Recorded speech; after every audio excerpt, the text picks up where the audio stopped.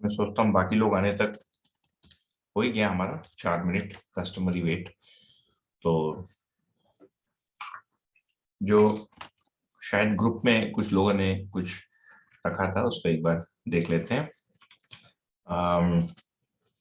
पीछे से प्रारंभ करता हूँ। केविन भैया ने रखा है, बिना कर्म अभ्यास या उत्पादन अभ्यास के समाधान या जागृति संभव है क्या? इसका शॉर्ट आंसर भी है, मीडियम लेंथ आंसर भी है और लंबी डिस्कशन भी हो सकती है। मुझे लगता है आगे हम करते रहेंगे। एक तो कोई भी दर्शन या अभ्यास विधि, जिसको साधना विधि कहेंगे। साधना का मतलब है नियंत्रण, रेगुलेशन। तो दर्शन बहुत ही एक सरल चीज कह रहा है कि मानव को नियंत्रित होकर जीने की आवश्यकता है। इसको पहले से यदि देखें तो धर्म में माना गया। बहुत ही प्रारंभिक काल के मानव को यदि छोड़ दें, जैसे जैसे धर्मों का अवतरण हुआ तो नियंत्रण की बात आई होगी, है ना। और फिर जब एस्टैब्लिश्ड रिलीजन्स आए, जैसे अभी विश्व में 4-5 है, तो नियंत्रित होकर जीना। तो प्रत्येक धर्म के अपने नियम है, नियंत्रित होने के अपने तर्क हैं। तो कर्म अभ्यास भी नियंत्रण के अर्थ में है। तो निरंतरता में यदि देखेंगे, इट इज लाइक आस्किंग कि क्या मानव बिना व्यवहार किए जी सकता है क्या, है ना। उत्तर आएगा नहीं। बिना व्यवहार किए कोई भी आदमी रह ही नहीं सकता। कम से कम इतना तो बोलेगा कि मैं व्यवहार नहीं करूंगा। यदि इंटरैक्शन को व्यवहार करेंगे, दो मानवों के बीच इंटरैक्शन को, फिर तो संभव ही नहीं है ना, कि बिना किसी भी व्यक्ति से बात किए कोई भी मनुष्य का जीवन पूरा हो सकता है। तो वैसे ही प्रकृति के साथ बिना कोई काम किए एक आदमी रह लेगा, ऐसा तो होगा नहीं।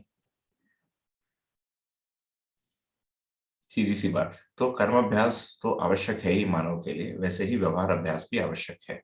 या कर्म और व्यवहार दोनों तो मानव करता ही है। अब दो शब्द हैं, कर्म और कर्म अभ्यास। इसको हम आगे चर्चाओं में शायद जैसे संदर्भ आएगा उसको और अच्छे से लेंगे आवश्यकता होने पर। परंतु यहाँ पर जब हम कर्म अभ्यास की बात कर रहे हैं तो उत्पादन को कर्म अभ्यास कह रहे हैं। तो क्या उत्पादन होगा? मानव योग्य वस्तुओं का उत्पादन होना चाहिए, एक। दूसरा, प्रत्येक मानव को बचपन से ही उत्पादन योग्य निपुणता से संपन्न होना चाहिए। तीसरा, प्रत्येक मानव परिवार में उत्पादन हेतु सुलभता आवश्यक है, ऐसा होना चाहिए। चौथा, प्रत्येक मानव परिवार के लिए उत्पादित वस्तु को अन्य वस्तुओं में परिवर्तन के लिए विनिमय व्यवस्था की सुलभता चाहिए। ये आवश्यक है ना। These are desirable and necessary, period, right. तो अब ये क्वेश्चन आता है कि हम जहां खड़े हैं वहां से फिर क्या हम कर्म अभ्यास को कैसे देखें? मेरी 55 वर्ष की आयु हो गई, मैं जिंदगी भर बैंकर रहा, तो मैं किसी भी वस्तु के उत्पाद से नहीं जुड़ा, ये एक अलग चर्चा है ना। परंतु तो इस जगह पर खड़े होकर यदि हम ये पूछेंगे कि क्या बिना आलू उगाए या गेहूं उगाए क्या मेरा अध्ययन पूरा हो सकता है? तो इसके लिए कोई जागृत व्यक्ति ही चाहिए जो आधिकारिक उत्तर देगा, है ना। मैं जागृत नहीं। परंतु इससे संबंधित जब प्रश्न पूछा गया नागराज जी से, मैं ही पूछा था, मेरे या साथ में और कई लोगों ने पूछा होगा, मुझे अपना पूछा हुआ याद है 2007-8 में। तो समझने में कोई कठिनाई नहीं है ना, ऐसा उत्तर आया। बट इसमें कुछ मैंने मूल में जिसको कैविएट बोलते हैं वो है, एक आदमी आलस्य में आके यदि उत्पादन नहीं कर रहा है या उत्पादन या सेवा, उत्पादन का कर्म अभ्यास में उत्पादन सेवा दोनों चीजें आ जाएगी। आलस्य में आके यदि कोई नहीं कर रहा है तो संभावना नहीं है, क्योंकि आलस्य है तो फिर जागृति कैसे होगी, है ना। फिर दो शब्दों का प्रयोग किया है आपने, समाधान या जागृति। इन दोनों शब्दों में समानता भी है और अंतर भी है, इन दोनों को आगे हम स्पष्ट करते जाएंगे जैसे पुस्तकों के अध्ययन में जाएंगे। तो यदि किसी की ऐसी परिस्थिति है कि किसी बड़े स्केल के उत्पादन से वो जुड़ नहीं सकता है व्यवस्था की बात, क्योंकि मैंने जो 4 क्राइटेरिया दिया, 4 में से कोई एक या अनेक हमारे में मिसिंग है।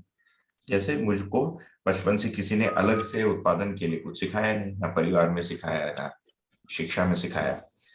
उसके बाद प्रचलित जो व्यवस्था है उसमें जो मान्य है, मतलब अवैध नहीं है, सामाजिक पारिवारिक तथा संविधान के अर्थ में मैंने कोई भी अवैध कार्य नहीं किया, right. So I am on the right side of the law. So doing something जो मेरे परिवार में सही माना जाता है, समाज भी उसको सही मानता है तथा संविधान में भी उसके लिए सहमति है, उसको मैंने किया। फिर मैं दर्शन को पढ़ता हूं और मुझे लगता है कर्म अभ्यास करना आवश्यक। तो ऐसी स्थिति में एक व्यक्ति क्या करे, तो अभ्यास से तो प्रारंभ कर ही सकते हैं।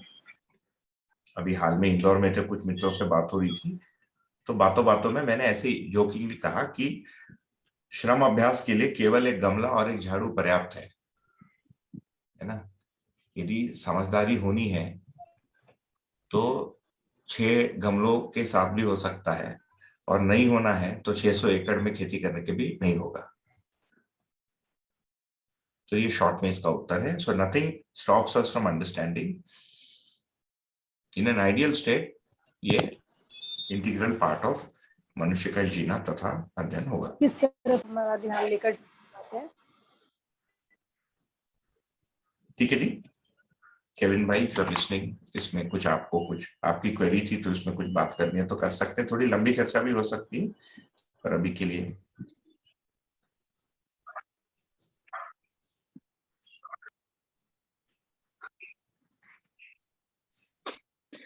नहीं, समझ में आया, अच्छा बताया आपने। हाँ, क्योंकि ये प्रश्न में रहा है और शायद अन्य लोग में भी उगा सकते हैं, या कि हमारी बड़ी खेती है। तो हाँ, जो घर पे काम है वो मैं करता हूँ, हालांकि उसमें भी आलस्य है और इसमें मैं भी लेजी हूँ। तो सफाई वफाई वगैरह सब करता हूँ, लेकिन हाँ, चाह रहा है कि मैं कैसे एक अगला स्टेप हूँ कुछ उत्पादन करने का, और क्या वो जरूरी है समझने में क्या है।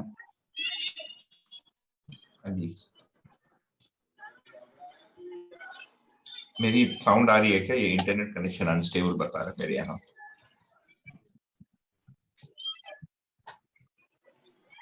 Am I audible or अच्छे से आ रही है? ठीक से आ रही है?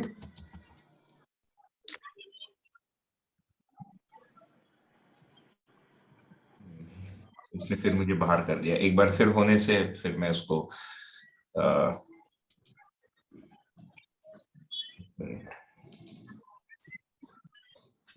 हाँ भैया।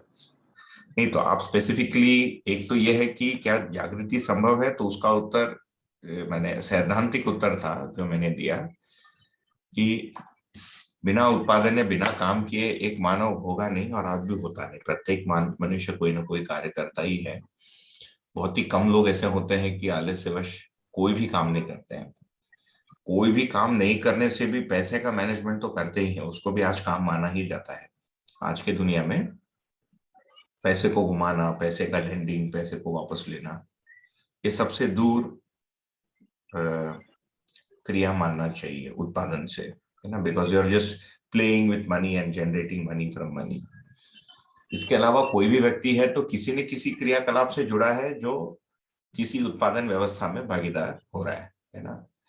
अब यदि हम व्यक्तिगत रूप में देखें कि जैसे आपने कहा कि मैं घर पे काम करता हूँ और मेरी भी परिस्थिति ऐसी है जैसे आपकी है, मैं जहां पर रहता हूँ पुणे में जो भी परिस्थितियां रही तो अभी के आयु और अभी घर के परिस्थिति के अनुसार तुरंत कोई उत्पादन मुझे सोचना पड़ेगा। तो ये मुझे लगता है कि आपके लिए एक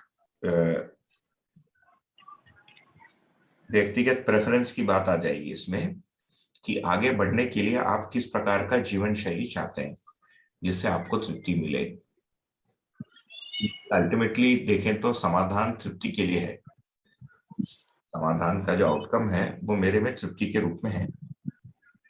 तृप्तियों को देखें तो हमने देखा मूल्य मूलक आस्वादन है, उसके पूर्व में रुचि मूलक आस्वादन है। उत्पादन का जो सुख है वो एक रुचि मूलक आस्वादन है। सो it is more enjoyable to grow your own vegetables and eat them than to buy them and eat them. तृप्ति मन की तृप्ति है, उत्पादन की तृप्ति है।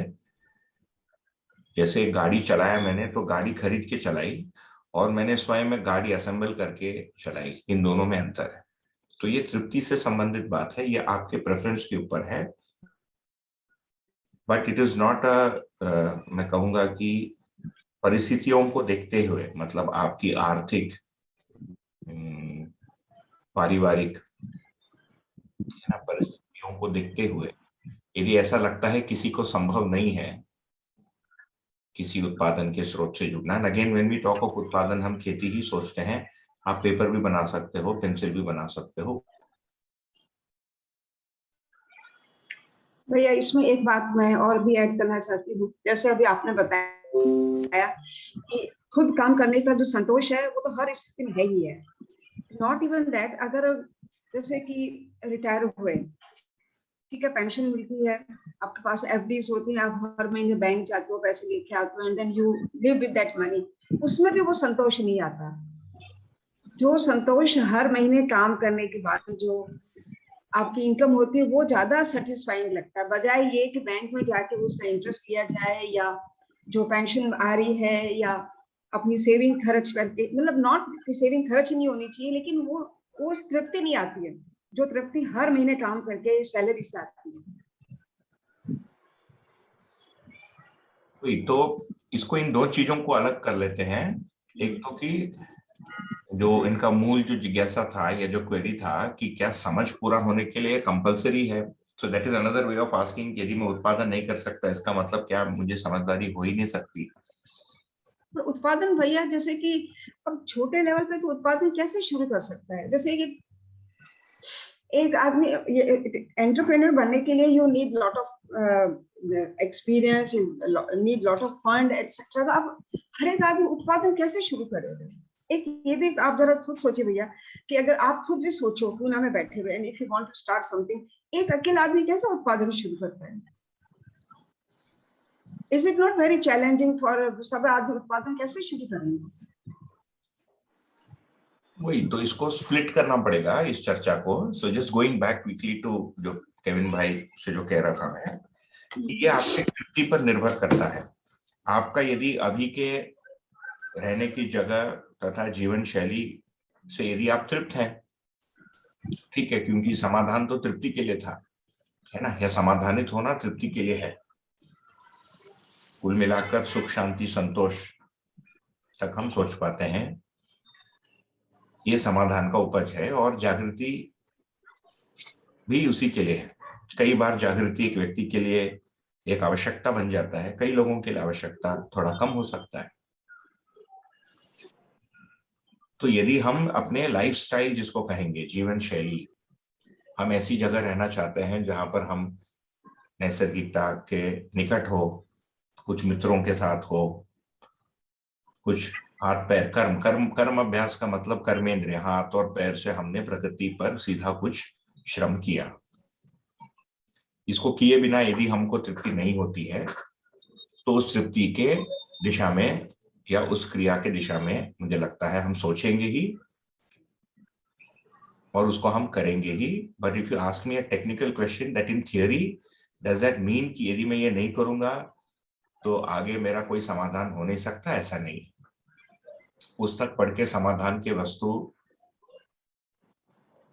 काफी कुछ प्रतीत होने तक उत्पादन नहीं करना आपको रोकेगा नहीं, है ना।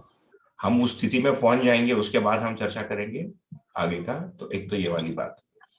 दूसरा जो अभी दीदी कह रही थी कि तृप्ति नहीं होती है, तो कर्म अभ्यास यदि देखेंगे और उत्पादन अभ्यास, तो अभ्यास के अर्थ में करने के लिए स्केल डज नॉट मैटर। कई बार जब हम उत्पादन की बात करते हैं, हम सीधा वहां पहुंचते हैं कि महीने में घर चलाने के लिए इतने पैसे की आवश्यकता है और वो फिर उत्पादन पूर्वक होना चाहिए। उससे स्वावलंबन एक शब्द जुड़ जाता है, स्वधन एक शब्द जुड़ जाता है ना। So then we get entangled in monetary economics. तो मुझे शहर में रहने के लिए 50,000 रुपए चाहिए, किसी को 20 चाहिए, किसी को गांव में 10 चाहिए, किसी को 15 चाहिए, तो उसको मैं कैसे प्राप्त करूं? जैसा भी दीदी कह रही थी कि भाई अकेले में करना कठिन है।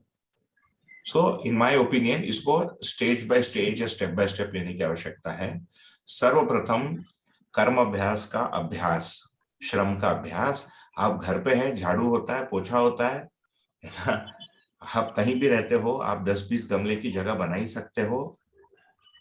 तो प्रकृति के अध्ययन का अभ्यास, नियम नियंत्रण संतुलन को मैं पढ़ के सोच लेता हूं, फिर उसको मुझे करके देखना भी पड़ेगा। तो उसको करके देखने के अभ्यास के क्रम में कर्म अभ्यास को यदि देखूंगा तो 10-20 गमलों में भी के साथ भी नियम नियंत्रण संतुलन का अध्ययन हो सकता है। और नहीं होना है तो 200 पेड़ के साथ भी नहीं होगा, क्योंकि आपको ध्यान देना है समझने के लिए। केवल करने से समझ में आ जाएगा ऐसा तो है नहीं, है ना। उत्पादन शरीर से संबंधित क्रिया है, समझ जो है जीवन में होना है। तो कर्म अभ्यास से शरीर स्वस्थ रहता है तथा मन को भी थोड़ी राहत मिलती है। जो बहुत इंटेंस बौद्धिक कार्य है उससे मन को भी राहत मिलती है। सो उत्पादन अभ्यास कैन, सेवा also comes into that. So cooking food, cutting vegetables, cleaning your house, है ना, झाड़ू पोछा करना, लाइक आई सेड। और प्राणावस्था के साथ कार्य करने में थोड़ा सुख तो है ही, वो छोटे स्केल में भी एक व्यक्ति कर सकते हैं यदि इसके लिए सुलभता या अवसर या संभावना नहीं है तो। एक, ठीक है ना। दूसरा, यदि किसी के पास संभावना है तो सब्जी उगाकर खाने में सबको अच्छा लगता है और दुनिया में कई लोग इसको कर रहे हैं, है ना। ऐसा नहीं है कि जो अध्ययन करने जाता है वही कर्म अभ्यास का सोचता है। आप जैसे अभी केविन भाई यूरोप से बात कर रहे हैं, तो ब्रिटेन में आप कहीं भी देखिए, ट्रेडिशनली घर का मतलब ही है कि किचन गार्डन होता है और लोग अपने टोमेटो कहते हैं, अमेरिका में टोमेटो कहते हैं, तो टोमेटो तो हर ब्रिटिशर को अच्छा लगता ही है अपना उगाना। पीस उगाता है, गाजर उगाता है, कैरेट्स उगाता है। So people, it's a enjoyable activity and very fulfilling activity. तो ये रुचि मूलक आस्वादन मैंने कहा, है ना। रुचि मूलक आस्वादन में 3 प्रकार के सुख है, एक विषय सुख, दूसरा उत्पादन सुख, और तीसरा जो है साधन का सुख। जैसे गाड़ी में कहीं घूमने चले गए, एक पावरफुल मोटरसाइकिल में राइड के लिए चले गए, एक सस्ती साइकिल में आप राइड के लिए चले गए, वो जो सुख मिलता है वो रुचि मूलक आस्वादन का ही है। तो इस सुख की तृप्ति तो मिलेगी, है ना। बिना कुछ किए बैठ के खा रहे हैं, कई लोगों को इसमें भी मजा आता है, परंतु फिर वो नियम के विरोध होगा, क्योंकि फिर हमारे रहने का बोझ किसी कहीं ना कहीं किसी के ऊपर किसी विधि में आ ही रहा है। Okay, so to sum this up, I am giving the answer in 2 parts. एक, सैद्धांतिक विधि से यदि हमारे में आलस्य नहीं है और हमारी आर्थिक तथा पारिवारिक परिस्थिति हमको, या आयु, है ना, व्यक्तिगत आर्थिक एवं पारिवारिक परिस्थिति हमको उत्पादन पूर्वक पूरे घर के को चलाने से यदि रोकता है, तो मतलब समाधान या समझने के लिए वो कोई बाधा नहीं है। इसका ये मतलब नहीं है कि हम लेटे ही रहेंगे, कुछ ना कुछ तो आदमी काम करेगा ही। एक, दूसरा, कर्म अभ्यास को अभ्यास के रूप में करना से किसी को भी रोक नहीं है। Scale does not matter there. And उसको करते हुए घर चलाने, मतलब घर में सब्जी, कुछ भी, तेल या आपने खुद के लिए मेरे सामने चॉकलेट बनाई है, चॉकलेट बनाना भी उत्पादन है, हालांकि ये कहीं स्विट्जरलैंड में बना है, फैक्ट्री में है, राइट, बट यदि आप घर में भी बना सकते हो, ये भी एक उत्पादन है। You can bake. ऐसा कोई नियम नहीं है कि समाधान होने के बाद आदमी ब्रेड नहीं खाएगा और केक नहीं खाएगा। Bake some bread and distribute it to your friends, don't sell it. Cake बनाइए, हलवा बनाइए, है ना, मसाले बनाइए, घर पे लोगों में बांट दीजिए, you don't have to sell it, all that will come under karma abhyas. Then सब्जी या जो डायरेक्ट हमारी कंजम्पशन है उसको तृप्ति के लिए हम उगा सकते हैं बेस्ड ऑन योर स्केल। उत्पादन की किसी डायरेक्ट एक्टिविटी से इन मनी टर्म्स, चाहे वो रुपी हो, यूरो हो, डॉलर्स हो, से घर को चला लेना is a larger subject, and वो कर्माभ्यास के फलन में होगा, बट उसमें बहुत सारी बाकी सारी वेरिएबल्स आ जाती हैं जो मैंने प्रारंभिक क्रम में 4 गिनाए थे। It is subject to all that, है ना। हम कई बार क्या करते हैं, हम उत्पादन या स्वावलंबन से ये मान लेते हैं कि फिर महीने में 50,000 रुपए चाहिए, so then we count it in terms of money, and it may be possible for some people, but otherwise it can get quite problematic हो जाता है वो। ये ठीक है? जी, बहुत अच्छे से स्पष्ट हुआ।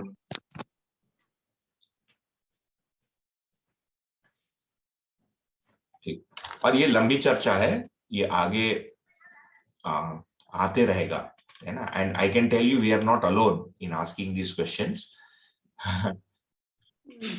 हाँ भाई, ऐसा है ना, ये क्वेश्चन कई बार उठता भी है, जैसे अभी परिचय में भी, कि आप सेल्फ इंडिपेंडेंट एक आदमी कैसे होकर उत्पादन कर पाएगा। जैसे हमारे साथ वहां पर एक कपल था, अक्षय और उसकी वाइफ, यंग कपल, तो उन दोनों ने अब अहमदाबाद छोड़ के नाउ दे हैव स्टार्टेड साबुन बनाने का काम शुरू किया उन्होंने, गुजरात में किसी गांव पे। तो इस तरह से तुमको सपोर्ट था, वो गुजराती हैं, तो उनको गुजरात के गांव में एक जगह मिल गई, अपना फादर इन लॉ ने वो सब कुछ किया उनके लिए, तो वहां से। लेकिन हर एक आदमी सोचे कि मैं कुछ अपना उत्पादन शुरू कर दूं, कर सकते हैं। देखिए, हम इसके लिए ट्रेंड भी तो नहीं होते ना भैया। इसके 2 पहलू हैं। एक तो क्या है कि एक आयु के बाद, और अभी जैसे शिक्षा हो गई, see at one point in time every human family was a producer, 95%, 98% before the industrial revolution, है ना। कोई राजा और उसके साथ के 2-4 मे बी लेस देन 1% जो चेले थे, है ना, ये लोग उत्पादन से नहीं जुड़े होंगे, दे वर द रूलर्स। तो वो बैठ के खाते थे। बैठ के कैसे खाते थे? टैक्स को वसूल करना। And this was a phenomena across the entire world, चाहे आप यूरोप लो, चाहे India low, Asia low. So 99.9% of humanity, I knew this उत्पादन topic will become long, was involved in direct production. तो बच्चा जब पैदा होता था घर में, एक बेकर के घर में पैदा हो रहा है, मैंने बोला आपको शूमाकर, अभी F1 रेसर है, शूमाकर का मतलब जूता बनाने वाला। तो उनके कोई पूर्वज जूता बनाते थे लोगों के लिए, है ना। एक राइस बोल के एक सरनेम था एक आदमी का, क्रिकेटर के ही मैं सरनेम बता रहा हूँ, राइस। कुक, टिम कुक, खाना बनाने वाला कुक। अब टिम कुक सीईओ है एप्पल का।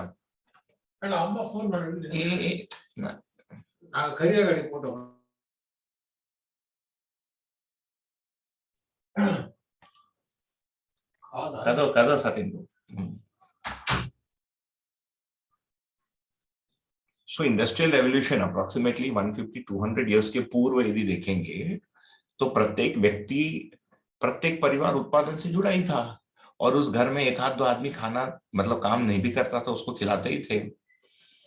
And when you got married you were jobless because there was no concept of a job, right. So then industrial revolution आने के बाद ये हुआ कि भाई सभी लोग घर पे नहीं काम करेंगे, एक जगह आके काम करेंगे। क्यों? इससे एफिशिएंसी बढ़ेगी। एफिशिएंसी तो होता ही है। And then we know the story, right. उसको एक्सट्रापोलेट करेंगे तो सभी लोग पूरा ब्रेड बनाने की जगह एक आदमी केवल ब्रेड को काटेगा, एक आदमी केवल उसको मिक्स करेगा, एक आदमी केवल तेल करेगा, फिर एक आदमी केवल तेल सप्लाई करेगा, एक आदमी केवल कितना तेल आया नहीं आया उसको लिखेगा। उससे जो पैसा आया उस पैसे को मैनेज करने के लिए एक आदमी लग गया, है ना। करते करते करते जो राज्य व्यवस्था है ये बड़ी होती गई, क्योंकि बहुत सारी सुविधाएं ऐसे बनी जो पहले थी ही नहीं। There was no concept of a common rail, common electricity, common water supply, common postal services, right, common defence services. इतने डिफेंस सर्विसेज तो पहले से थे, है ना, राजाओं के वो सब होता था और वो टैक्सेस से ही चलता था। तो अभी जॉब्स जो है प्रचलन में आ गई। तो आप नागराज जी के भी कई सारे वीडियोस यदि देखेंगे प्रारंभिक काल के, या उनसे सुने हुए जो लोग अभी पढ़ाते भी हैं, तो नौकरी और व्यापार के बारे में बात करेंगे, है ना, बिजनेस एंड जॉब्स। तो इसमें प्रॉब्लम क्या हो गया कि एक तो हम जो जॉब कर रहे हैं ये पूरी व्यवस्था तथा मेरी परिवार की आवश्यकता से जुड़ता कैसा है, इसका लिंक देखना बड़ा कठिन हो गया है। अब कोई बैठ के ग्राफिक डिजाइनिंग कर रहा है and he is sitting in India working for some Russian client and he is getting paid in dollars. अब इसका उत्पादन को आप प्लेस ही नहीं कर सकते। He cannot pinpoint and say this is what I'm doing. ये इतना abstracted हो गया है कि अभी के सिस्टम में इसको उत्तर पाना कठिन है ना। बट मानसिकता में क्या हो गया है, हमारे मानसिकता की बात है कि हम स्वयं के अधिकार पे अपने परिवार के स्तर पर कुछ करके कुछ पैदा कर सकते हैं। ये आश्वस्ति और ये मानसिकता लगभग खत्म हो चुकी है ना। We don't any more believe that without somebody support we can do something. तो ये एक पराधीनता हो गई है। दिस मानसिकता, ये जो है समाधान या समझ, क्योंकि जीवन जागृति होनी है ना, रिमेंबर दैट। मैंने जॉब की तो जागृति होनी नहीं, जीवन में होना है जागृति, या जो भी विकास होना है वो उसके लिए एक बाधा बनता है, ये मानसिकता।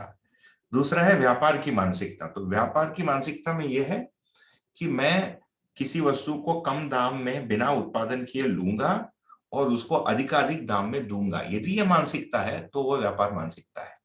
यदि इस मानसिकता के बिना एक व्यक्ति करता है और एक्टिविटी वही है तो उसको हम व्यापार मानसिकता नहीं कह सकते। मैं आपको एक उदाहरण देता हूं। मान लीजिए मैं पुणे में बैठा हूं और जीवन विद्या से जुड़े जितने भी प्रोड्यूसर हैं उनसे मैं चीजों को खरीदता हूं, है ना, मैं लेता हूं, अपने घर पे स्टोर करता हूं और पूरे इंडिया में उसको सप्लाई करता हूं। सो मैं विनिमय व्यवस्था में जीवन विद्या के प्रोडक्ट्स के, एंड लेट अस अज्यूम जीवन विद्या मींस यूनिवर्सल, है ना, मानसिकता के लिए जो लोग अध्ययनशील हैं उनको मदद करने के लिए आई प्ले अ रोल, क्योंकि इसकी आज आवश्यकता है। बहुत लोग बहुत सारी चीजें बना रहे हैं, वो बेचने में दिक्कत आती है because there are so many big companies and all that. और बहुत सारे लोग ऐसे तैयार हैं पूरे देश में जो अच्छे लोगों से बनाया हुआ शुद्ध चीजों को प्राप्त करने की इच्छुक है। अच्छे लोगों से, अच्छे मतलब अच्छा होने की इच्छुक लोगों से। अब मैं इसका उदाहरण बाबा रामदेव के प्रोडक्ट है ना, अगर उस तरह से उदाहरण ले, बाबा रामदेव के वो बाबा है नहीं, एक बाबा जी को छोड़ देते हैं, 1 minute, Baba ji Ramdev is a different story.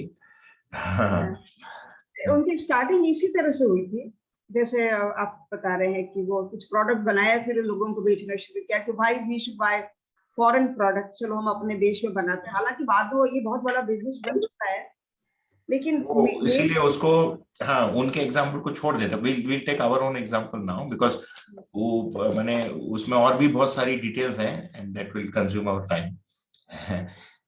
मैं अभी जब बैंगलोर गया था, I met somebody who is very close to Baba Ramdev and who had helped him sell when they used to sell in a small Maruti 800। एक पुरानी कार खरीद के लोग बेचते थे। उनके क्लासमेट से मैं मिला हूँ जिनसे वेदांत की कुछ बात हुई थी। अभी एक बार बैंगलोर गया था ना, अपनी कॉल नहीं हो पाई थी उस समय। तो यदि मैं उसमें 8 घंटा लगाता हूँ प्रतिदिन, तो मुझे उसका कुछ तो मूल्य चाहिए ना उस 8 घंटे का।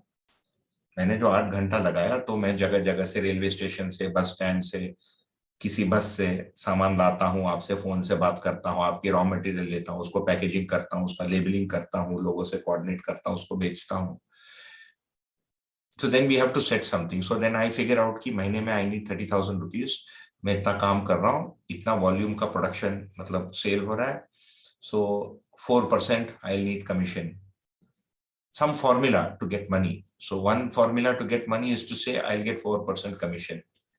Another formula to get money is every month I will look at what the sale is, okay, and मेरे घर की खर्चे तो फिक्स्ड है, लेटर से मैंने मानवीय व्यवस्था से इन खर्चों को निर्धारित किया है, मानवीय दृष्टि से। मतलब केवल शरीर का आहार, पोषण, है ना, कुछ भी आप करो। पुणे में इफ यू हैव अ सन और अ डॉटर और वो स्कूल जा रहे हैं, 40,000 रुपए आपको चाहिए हमारे जीने के स्टैंडर्ड का ना। या 50 चाहिए, किसी को 30 होगा, 20 से कम में तो संभव नहीं है ऐसा जीना। फिर आपको जीने का जो वर्ग है हमारा, उसको नीचे करना पड़ेगा।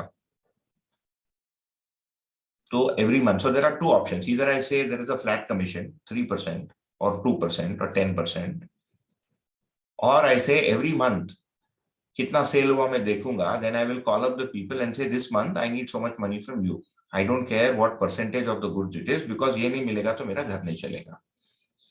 दे can only be two methods, right, one formula driven, दूसरा है जैसे घटना घटित होती है उसके अनुसार न्याय विधि, फेयर ट्रेड विधि। इसको फिर मैं अपना उत्पादन मानूंगा, मतलब स्वावलंबन मानूंगा कि नहीं मानूंगा, है ना। अच्छा, इसमें मेरी मानसिकता नहीं है, पैसे कमाने की मानसिकता नहीं। ऐसे ही और एक व्यक्ति करता है, परंतु वो जीवन विद्या के लोगों से प्रोडक्ट नहीं लेता है, पर उनके भी मन में यही भाव है कि घर के चलने के 30,000 रुपए लगते हैं, और मैं बिना झूठ बोले, बिना अडल्ट्रेशन लिए, बट वो अननोन लोगों से खरीदता है और अननोन लोगों को बेचता है। मानसिकता में कोई अंतर नहीं है, just the label of the product and identity of the people is different, है ना, ये दोनों अलग है। इस पर सोचिएगा। मेरे अनुसार, I can pick, because I will not say this is a दार्शनिक आंसर, मेरे अनुसार कोई अंतर नहीं है दोनों लोगों में, है ना। तो कुल मिलाकर व्यापार और नौकरी ये दोनों मानसिकता है। व्यापार में एक निर्भरता की मानसिकता है, उसमें भय और प्रलोभन दोनों जुड़ जाता है, राइट। माने नौकरी में फियर एंड एंटाइसमेंट, एंड व्यापार में शोषण की मानसिकता कहीं से कहीं घुस जाती है। In other words, if you are looking at a system जहां पर एक व्यक्ति को अपने एफर्ट्स का माने जो भी वो श्रम समय देते हैं उसका उचित मूल्य दें, बीट बिटकॉइन और मनी और श्रम मूल्य और whatever it is,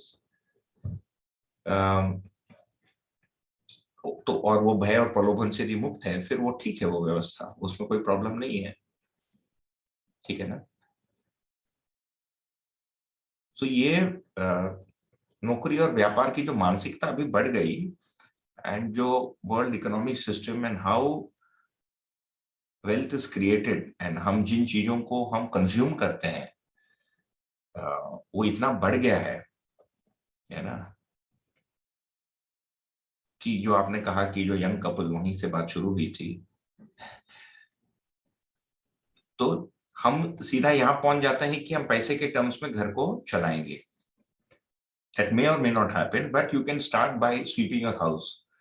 Then you can start by, जैसे किसी ने लिखा था, शालिनी दीदी ने, stitching and knitting and weaving, जिसका जैसा प्रवृत्ति हो। I don't feel like stitching, है ना, maybe I feel like making soaps और समथिंग। वो जो भी संभावना है उसको मना के हम कर्म का अभ्यास तो कर ही सकते हैं। कर्म के अभ्यास से यदि हम सीधे किसी उत्पादन व्यवस्था से जुड़ पाते हैं एक छोटे स्केल में, कम से कम हमारे परिवार की उस वस्तु की आवश्यकता हम पूरी कर सकते हैं। For example, instead of buying biscuits, bake your own biscuits. यदि आपको बिस्किट खानी है तो, है ना, बिना बिस्किट खाए आप जागृत हो जाएंगे तो क्या बुरा, बहुत खाइए बिस्किट, है ना, या बिना बिस्किट खाए जीना है तो ठीक ही है। तो खरीद के खाने की जगह, मतलब कहीं से क्या होता है, अभी हमारे कर्म या एफर्ट, उसका आउटकम और उसे जो प्राप्ति वस्तु, ये सब साइकोलॉजिकल कंसेप्ट्स हो गए, उससे हम जुड़ नहीं पाते, इसलिए उसकी तृप्ति भी नहीं कई बार मिल पाती है। तो अभ्यास के दृष्टि से हम कर सकते हैं। So to answer actually both what जो आपने कहा, शायद वर्षा दीदी बोल रही थी एंड केविन ने कहा कि एक अभ्यास के दृष्टि से हम उसको करना उचित है, and one should do it. उस अभ्यास से पैसे के टर्म्स में, मतलब इन terms of the current traded currency, पैसा मतलब करेंसी से घर चलाना is a different activity, and उसमें स्टेज वाइज एक व्यक्ति प्रोग्रेस कर सकता है, एंड वो हर व्यक्ति के लिए उसका उत्तर अलग होगा। बिकॉज आपकी स्टार्टिंग कैपिटल, आपका एज, आपकी प्रवृत्ति, आपकी घर की परिस्थिति, है ना, बहुत सारे फैक्टर्स उसमें आएंगे। तो आगे जाके हम अध्ययन विधि पर अब और बात करेंगे तो उसमें और डिटेल में बात हो सकती है, but I think for now ये है। ठीक है ये? जी बहुत अच्छा स्पष्ट हुआ, थैंक यू। ओके। दूसरा मनीष सहगल जी का है, निद्रा जड़ का स्वाभाविक गुण है। First part of definition is clear, how second highlighted part is clear. तो निद्रा का जो उन्होंने परिभाषा भेजा है, शरीर का संचालक चैतन्य क्रिया संचालन क्रिया को रोकता है या कम करता है, तब शरीर निद्रा में रत होता है। निद्रा जड़ का स्वाभाविक गुण है। तो इस लाइन को दो विधि से लिया जा सकता है। एक तो जड़ और चैतन्य जो शब्द है, मूल में जड़ शब्द का मतलब है कि यू नो इनएक्टिव। यदि बहुत उसका हम तात्विक अर्थ लेने जाएंगे, दैट इट डजंट मूव और इट डजंट डू एनीथिंग। और जो डायनेमिक है उसको फिर चैतन्य कह रहे हैं। मूल में दर्शन में यदि हम देखेंगे तो एक को गठनशील परमाणु, एक को गठन पूर्ण परमाणु कह रहे हैं। तो ये जो सोया हुआ जो गुण है, the quality of being asleep and not being awake, ये जड़ है। ऑल जड़ is like that. If you see the pencil is not awake, है ना, जैसे एक मानव अवेक है या एक बिल्ली अवेक है, जैसे एक पेड़ पौधा भी अवेक नहीं है, कॉन्शियसनेस नहीं है ना। तो एक तो ये सेंस में है वो जो सेकंड लाइन है। The second sense is that, मतलब मुझे जो लगता है, लग रहा है उसको देखकर अभी कि मतलब जो लेखक हमको कम्युनिकेट करना चाह रहे हैं, दैट व्हेन यू स्लीप, हमको ऐसा लगता है कि मैं सोया, एक्चुअली शरीर सोया, हम बेहोश हो गए। सो स्लीप के भी एक्सपीरियंस को देखेंगे तो दो स्टेट्स आती हैं। एक तो ड्रीम स्लीप, ड्रीम स्टेट, है ना, जिसको स्वप्नावस्था कहते हैं, इसको शायद आरईएम स्लीप भी कहते हैं, when you dreaming. And the second is deep sleep, जिसको सुषुप्ति कहा है। एंड वैज्ञानिक अध्ययन में भी आता है, हम सभी लोग इसको प्रतिदिन प्रति रात अनुभव करते हैं। And that kind of makes up 1/3 of our life, right? Approximately, sleep is 1/3 of our life, जो हमारा बेहोशी में जाता है। यहाँ पर लेखक ये कह रहे हैं कि एक्चुअली जीवन सोता नहीं है, सोता है शरीर। जीवन उस शरीर के, क्योंकि सोता क्यों है शरीर? सोने का मतलब ये जो इंद्रियों तथा कर्मेंद्रियों तथा ज्ञानेंद्रियों से जो एक्टिविटी हो रही थी, उसे ब्रेक लेता है शरीर, है ना, for repair and maintenance, cleaning and processing. जैसे ब्रेन में कुछ होता है, memory connections are strengthened and all kinds of things happen. Body में भी और कुछ चेंज होता है, निष्कासन की क्रिया, the food is digested, assimilation होता है, एब्जॉर्प्शन होता है, ऑल सब ये सब होता है रात को। सेल्स आर रिपेयर्ड, ये सब शरीर में हो रहा है। एंड मानव होने के नाते जीवन और शरीर का क्योंकि संयुक्त रूप है, तो ये प्राकृतिक व्यवस्था है कि ब्रेन की ऐसी एक स्टेट बनती है, I would like to think of it as an electrical state, जिससे जीवन शरीर को जो जीवंत बना के रखा था उसको करना बंद कर देता है। इसीलिए यहां पर लिखा है कि निद्रा, निद्रा का मतलब डीप स्लीप, ये जड़ का स्वाभाविक गुण है, ये चैतन्य का नहीं है। इन अदर वर्ड्स, जागृति के पश्चात योर, या जागृत होते होते, जागृति के पश्चात ऐसा लगता है कि जागृति इज वन स्मॉल थिन, है ना, hairline, and you will just fall of on this side and it is जागृति। जागृति क्रम है, it's not, it's like a jump.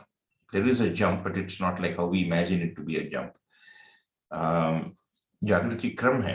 तो जैसे जैसे हम जागृति क्रम में आगे बढ़ेंगे तो हमारी वेकिंग, जिसको जागृत अवस्था कहते हैं, जैसे this is a waking state right now, तथा स्वप्न एवं सुषुप्त अवस्था में हमारी अपनी जो अनुभव है ना, जो सब्जेक्टिव एक्सपीरियंस है, ये भी बदलते जाएगा। ठीक है मनीष भाई, आर यू ऑनलाइन और एनीबडी एल्स हैज एनी? थोड़ा लंबा हो गया answer, but Manish is not with us. Okay, तो ये आपने भी बोला निंद्रा जड़ का पक्ष है। जड़ इसलिए बोला क्योंकि बिकॉज ऑफ द बॉडी।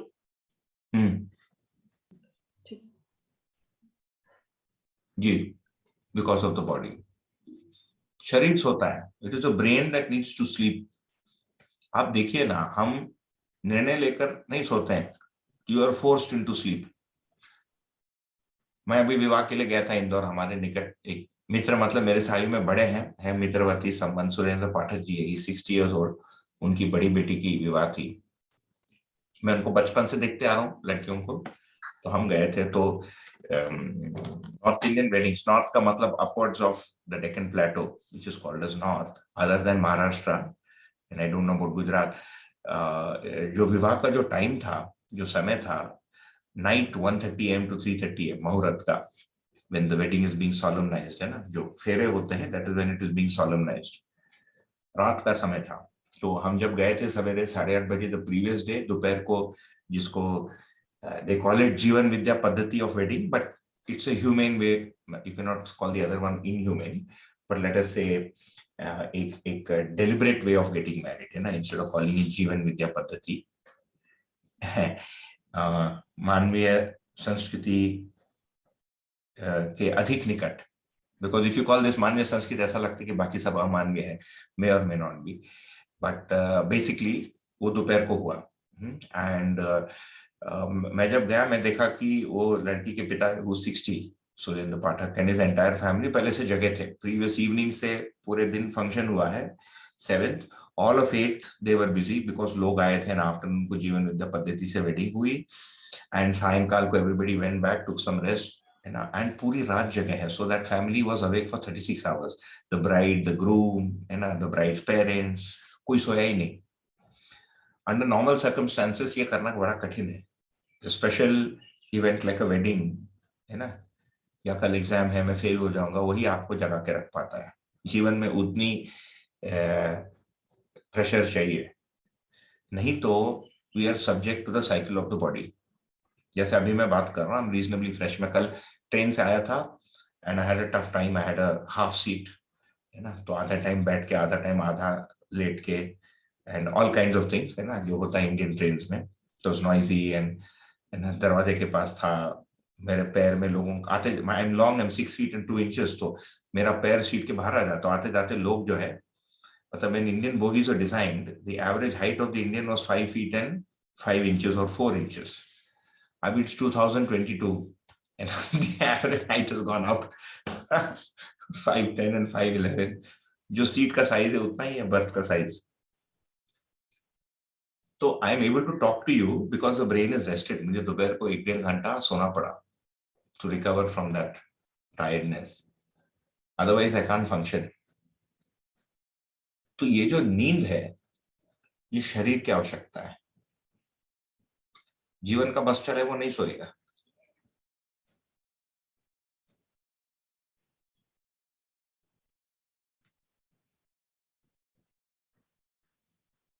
ना बेसिक जो भैया, मैं डिमांड, ये अपने इसी में भी ठीक पढ़ रही थी, जो जागृत मानव है, जैसे बाबा जी के लिए शायद पता नहीं, ध्यान नहीं आ रहा किस तरह, तो वो जागृत मानव नींद में भी जागा रहता है, कॉन्शियसनेस लेवल उसका नींद में भी बना रहता है।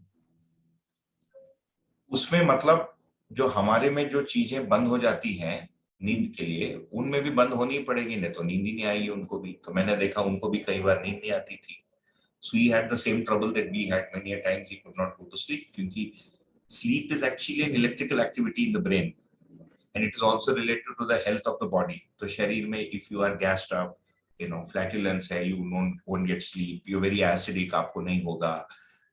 For some reason, you know, the brain is old, so when as you grow old, as you age, you know, going to sleep is difficult because brain की वो जो electrical, I'm just calling it an electrical state, may not be very accurate technically or medically, but वो जो electrical state है brain की, alpha theta gamma ऐसा कुछ waves भी बोलते हैं उसमें, जिस वेव में जाना चाहिए उसको, वो नहीं हो पाता है।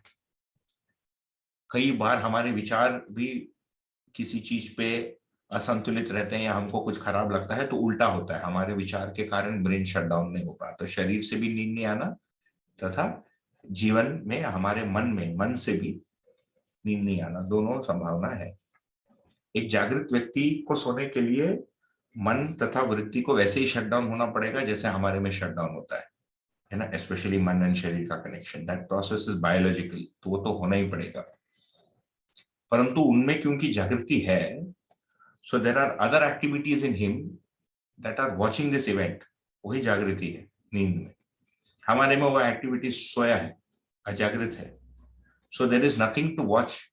मेरे में जो एक्टिविटी है, जो मेरे ही नींद को देख सकता है, वो बंद है। So I cannot see my own sleep और बी अवेयर ऑफ इट। एक जागृत व्यक्ति में वो क्रियाएं सक्रिय हो गई। So now it is watching that the body is sleeping and now it is watching that the body is awake. हमारा जो आइडेंटिटी है वो बॉडी के साथ कंप्लीटली एंटैंगल्ड है। So when we sleep we say I slept, you don't say the body slept, and you say I woke up. और ये हमारी एंटैंगलमेंट बाहर भी जाती है ना। हम बोलते हैं मेरा बच्चा, मेरा घर, मेरा घोड़ा, मेरी कंट्री, वहां तक जाती है एसोसिएशन।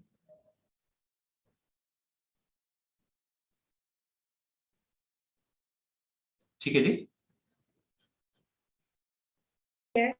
आप जो बता रहे हैं ये बात मतलब समझ लॉजिकली समझ में आई कि वो बॉडी को डिसोसिएट हम नहीं कर सकते, वो कर लेते हैं चेतना को अलग करके, फिर वो खुद विटनेस हो जाते हैं अपनी नींद के।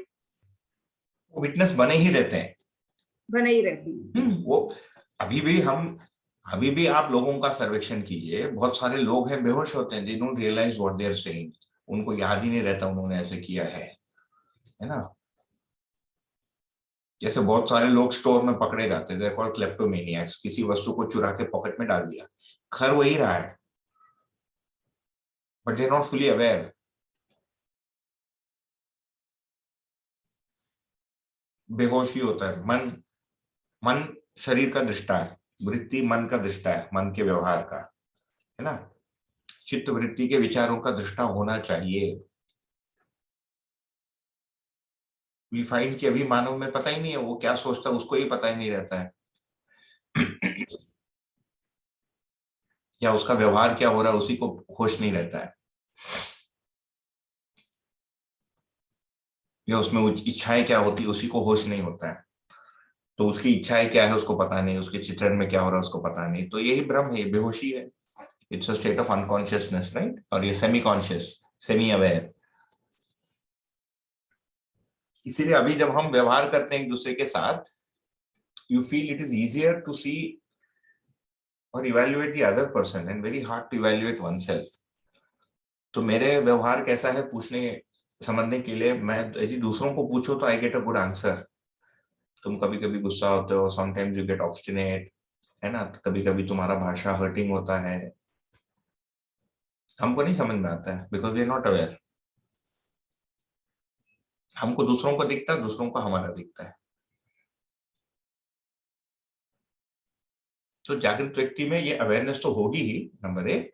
नंबर दो, इसमें कोई विरोधाभास नहीं होगा, कोई मैंने समस्या नहीं होगी। और दृष्टा वाली बात, देखने वाला बना ही रहता है। जागृत अवस्था में भी दृष्टा बना रहता है, देखने वाला, तथा स्वप्न अवस्था में बने रहता है। अभी हमारे में क्या होता है, जागृत अवस्था में दृष्टा बने रहता है, स्वप्न अवस्था में कंफ्यूज हो जाता है, और सुषुप्ति डीप स्लीप में गोल हो जाता है। There is nobody watching our own sleep, मतलब nothing in me that watches sleep और माई स्लीप।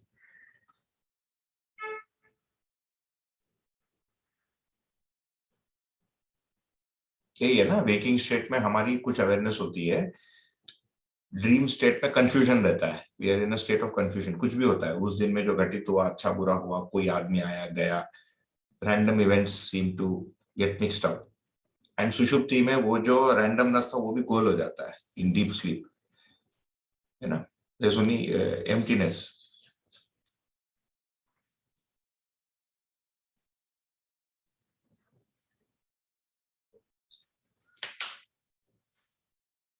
ठीक है जी।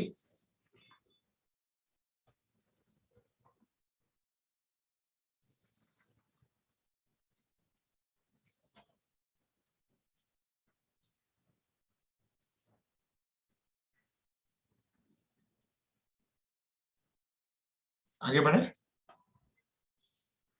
हाँ जी भैया, आगे चलिए। एक में और होगा तो आगे करते, ये तो चलता हाँ भैया, रहेगा। ये हाँ आपको बहुत अच्छा पॉइंट था, आज इतना टाइम लगेगा अनकॉन्शियस ब्रेन की स्टडी करना, कि जैसे नींद में भी कई लोग बड़बड़ाते हैं, नींद में कई बात जो अपन कहना चाहते कह नहीं पाते, वो नींद में आपको परेशान करती है। अनकॉन्शियस ब्रेन किस तरह से काम करता है, अभी नहीं भैया, कभी और आपको टाइम मिले जब बात करें। अनकॉन्शियस जीवन, ब्रेन कॉन्शियस नहीं है, कॉन्शियसनेस जीवन में है और ब्रेन सहित व्यक्त होता है।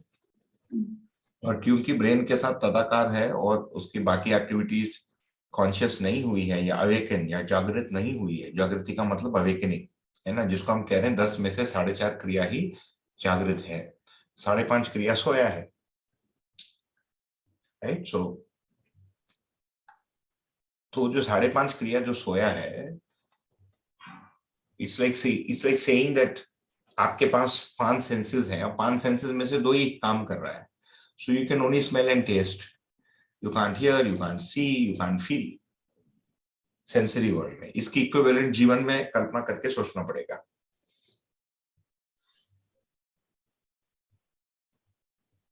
सो less than half of the जीवन is awake, the other part is asleep। तो उसे जो दिखना था वो नहीं दिखता है, जो समझ में आना नहीं समझ में आता, उससे जो अनुभव करना वो भी नहीं दिखता है। So it is absent, as simple as that. Brain का नहीं है वो। हाँ, मानव के रूप में जब जीता है तो जागृत, स्वप्न एवं सुषुप्ति की जो अनुभव है ये ब्रेन के कारण है।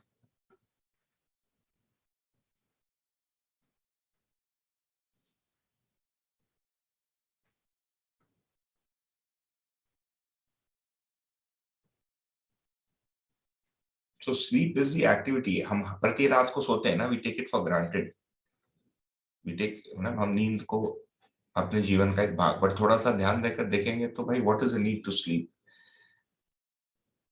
ये शारीरिक क्रिया है। इसीलिए लिखा है जड़ निद्रा जड़ का स्वाभाविक गुण है।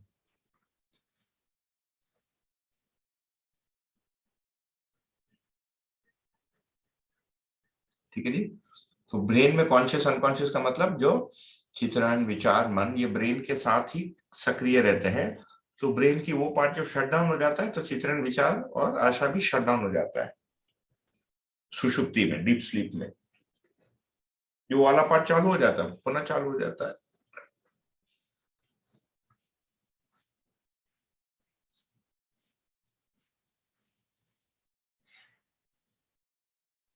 भैया लास्ट बात तो भैया, फिर ये जो भास आभास प्रतीति, इसमें तो फिर टिप ऑफ द ब्रेन तो रहता ही है ना, कॉन्शियसनेस होती ही होती है। भास और आभास में रहता है ब्रेन का यूजेज, प्रतीति के लिए ब्रेन का यूज नहीं है। So when you are doing भास और आभास, मन वृत्ति एवं चित्त के मतलब वो 4.5 क्रिया। If you talk of top and bottom, जीवन में टॉप बॉटम कुछ होता नहीं, हमारे डायग्राम में होता top and bottom for ease of communication. क्योंकि हम सभी लोग ऐसे ड्रॉ करते हैं ना, यू सी एवरीबडी राइट्स, माने द हायर जीवन क्रिया ऊपर है ना, आत्मा बुद्धि चित्त एंड देन वृत्ति मन। नोबडी राइट्स इट उल्टा। हमारा पिक्चराइजेशन का एक वो है, ऊपर का मतलब हायर, कोई मन को ऊपर लिखा आत्मा को नीचे नहीं लिखेगा। If you try to remember the jeevan kriya like that, आप देखेंगे कि मैं हम कंफ्यूज हो रहे हैं। I have tried to do it many years ago, but you find you get confused. भैया अभी आपके थोड़ा वीडियो सुन रही थी, उसमें आप हंस रहे थे और हंसा रहे थे कि स्वर्ग तो बाबा जी कह रहे नीचे है और दिखा रहे हैं ऊपर। मनुष्य की जो अनुभव है वो ऊपर हो रहा है और स्वर्ग है जो कि नीचे है। जी। तो ये तो ऊपर की जो 5 क्रियाएं हैं है ना, मतलब नीचे की जो 5 क्रियाएं हैं वो ब्रेन के साथ सक्रिय रहती है। ऊपर के जो 5 क्रिया में जो भी होता है प्रतीति बोध अनुभव, इसमें ब्रेन के इन्वॉल्वमेंट नहीं। तो भास और आभास ब्रेन के साथ होता है, प्रतीति एवं अनुभूति बिना ब्रेन के इन्वॉल्वमेंट के होता है, सीधे जीवन में होता है मानव मानव में।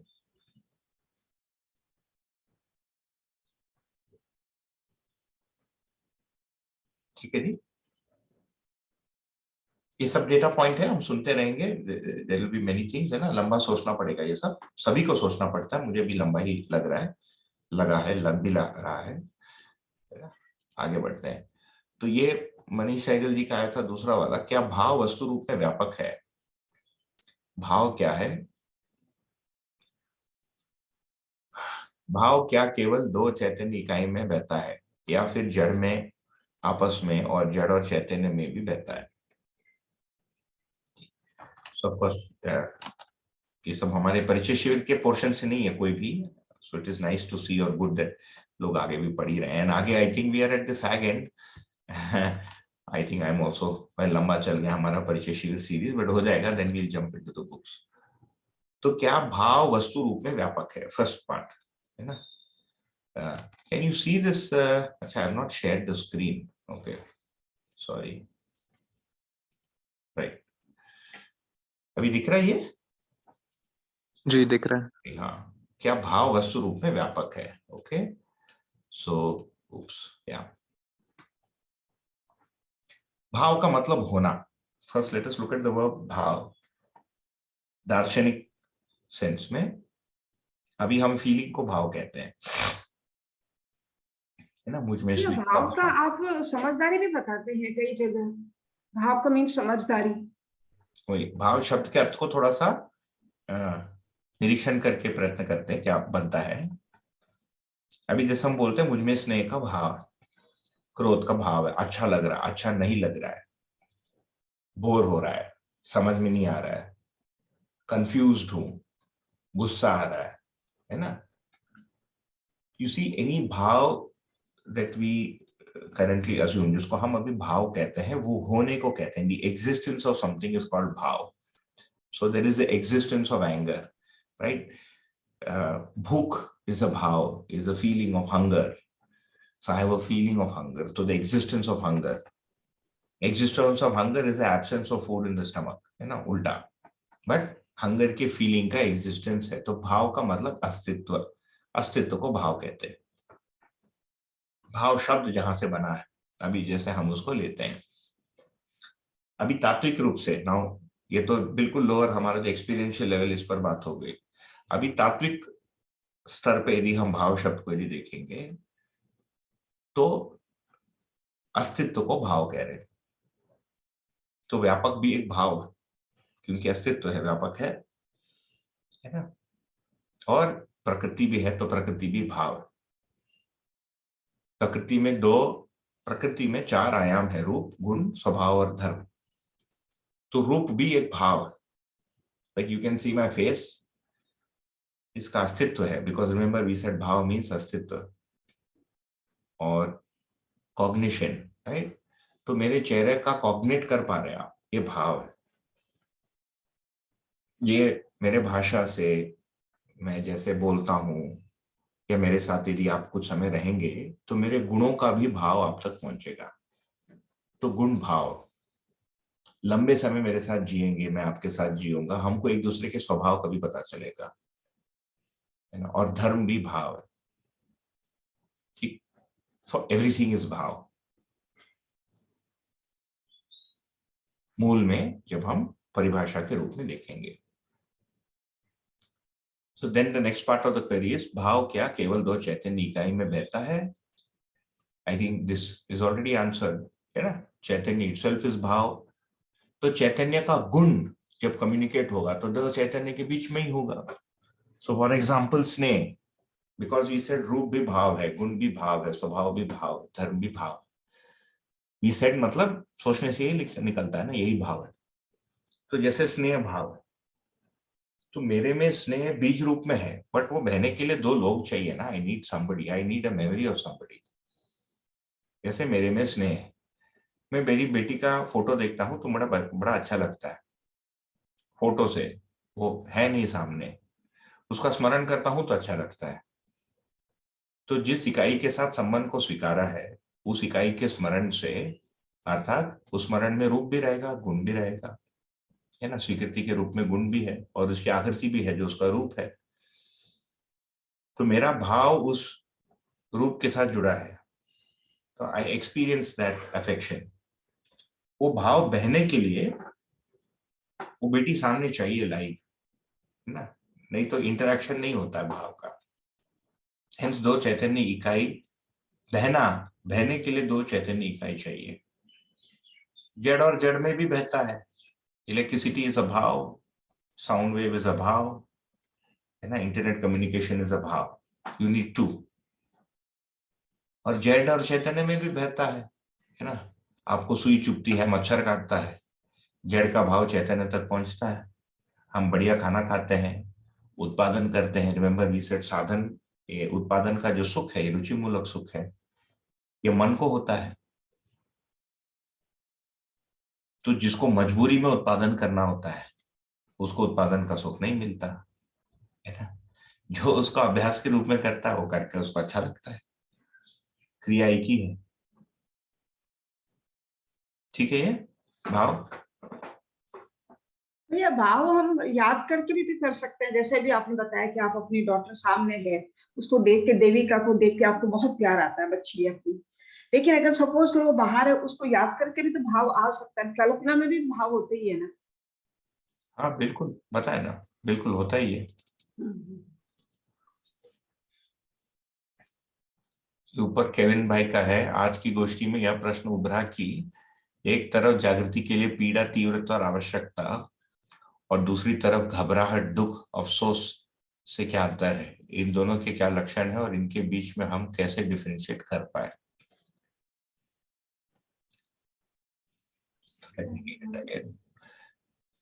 एक तरफ जागृति के लिए पीड़ा, तीव्रता और आवश्यकता, और दूसरी तरफ घबराहट, दुख और अफसोस। ठीक है, तो घबराहट, दुख और अफसोस कब होगा कि मैं जागृत नहीं हो रहा हूं? जागृति के लिए रास्ता और क्रम जब स्पष्ट नहीं होता है और हमको ऐसा लगता है कि हमारे से कोई बहुत बड़ी भूल या गलती हो गई, तो अफसोस होगा। घबराहट कब होगी? जब स्पर्धा होता है, बाकी लोगों को देखते हैं कि बाकी लोग मेरे से आगे बढ़ रहे हैं, तो घबराहट होती है।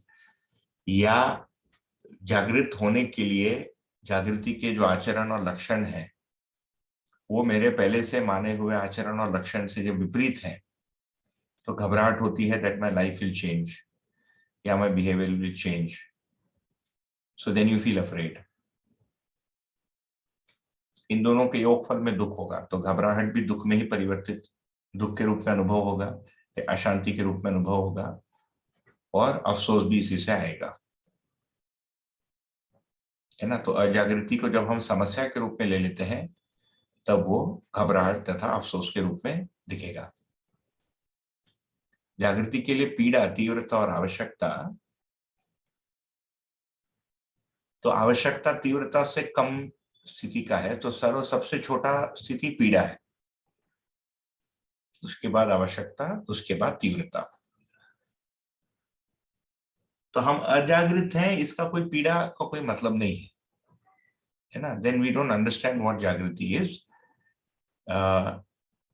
मैं जागृत नहीं हूं, इसका पीड़ा का मतलब है कि वही है, हम सेल्फ इन्फ्लिक्ट कर रहे हैं, है ना। जबकि जागृति क्रम भी एक यथार्थ है। तो पीड़ा कब होती है? तो इसको आवेशात्मक पीड़ा कहेंगे, है ना। जागृत में नहीं हो रहा इसका आवेश, that is similar to saying मैं एंट्रेंस एग्जाम में पास नहीं हुआ या मुझे प्रमोशन नहीं मिली, है ना। ये आवेशात्मक पीड़ा कहलाएगा।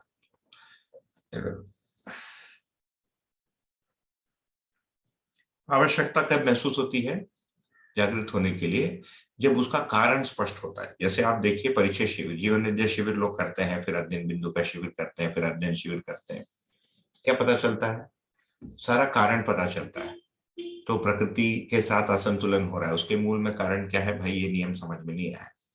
मेरे माँ से मेरा झगड़ा है, इसका मूल में कारण क्या है भाई, संबंध में विश्वास नहीं है ना।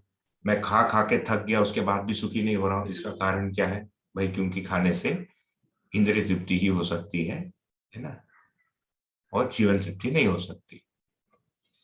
तो कारण, समाधान के जो कारण तथा उसका निवारण या समाधान या समस्या होने के मूल में जो कारण है, ये जब हमको स्पष्ट होता है तो जागृति आवश्यकता के रूप में आती है।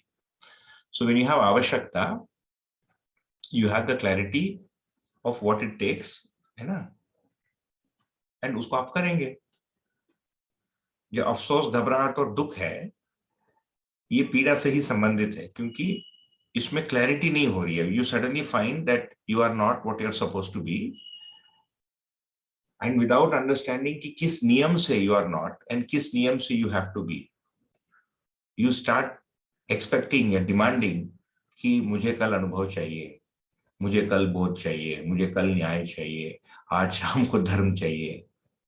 ये क्या हो गया? भ्रमात्मक कल्पना हो गया। This is like saying that मैंने you know there is a, मैंने एक नारियल का पेड़ है मेरे गार्डन में, and I suddenly find that it is diseased, है ना, उसमें कोई नारियल के पेड़ में कोई व्याधि आ गई, और मैं जिद में पकड़ लेता हूं कि शाम तक इसको ठीक होना है, जबकि उसके व्याधि होने का एक नियम था, है ना। वो नियम कैसे समझ में आएगा? जब सही नारियल का जो स्वरूप है वो स्पष्ट होगा, तब उसके व्याधि का भी नियम समझ में आएगा। ये व्याधि सही नारियल में परिवर्तित होने का एक नियम होगा, उसका एक क्रम होगा, उसमें कुछ समय होगा।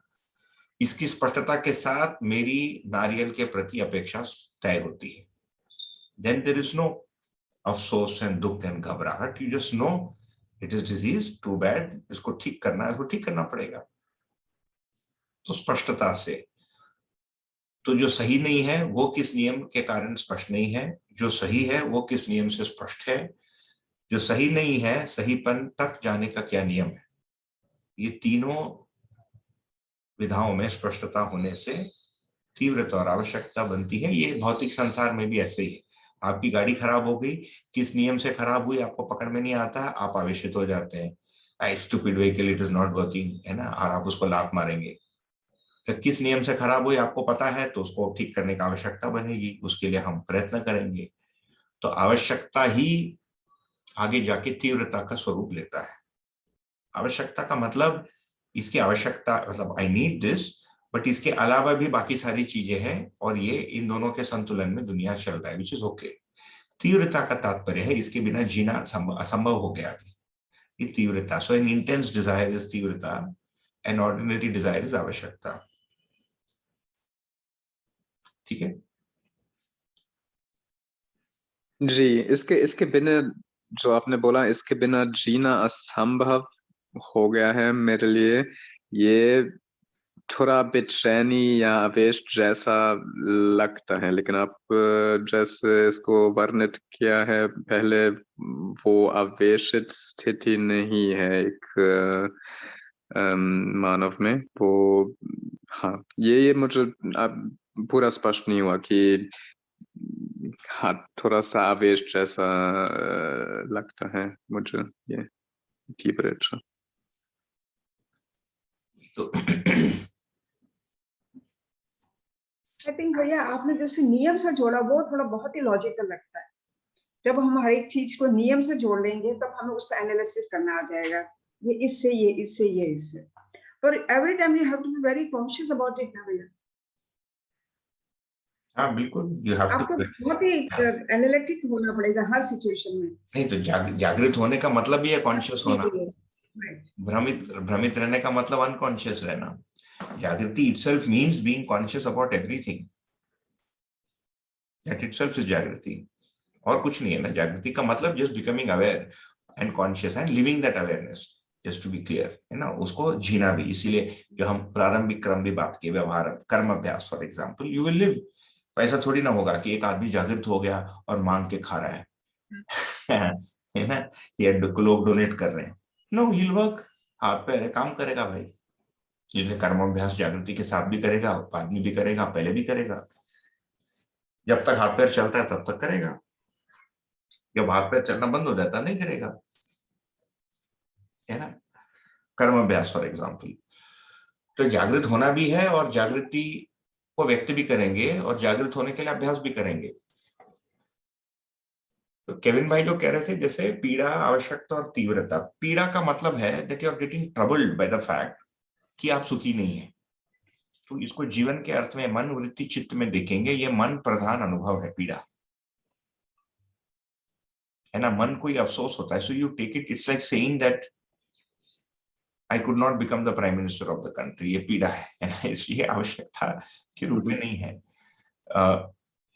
मुझे चॉकलेट नहीं मिला, ये मन की पीड़ा है। You feel like eating chocolate, you want to taste chocolate and there is no chocolate available.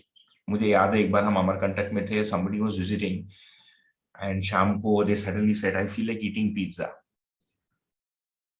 I said keep your feeling to yourself, क्योंकि यहाँ पिज्जा मिलना कठिन है। वो बोला क्यों?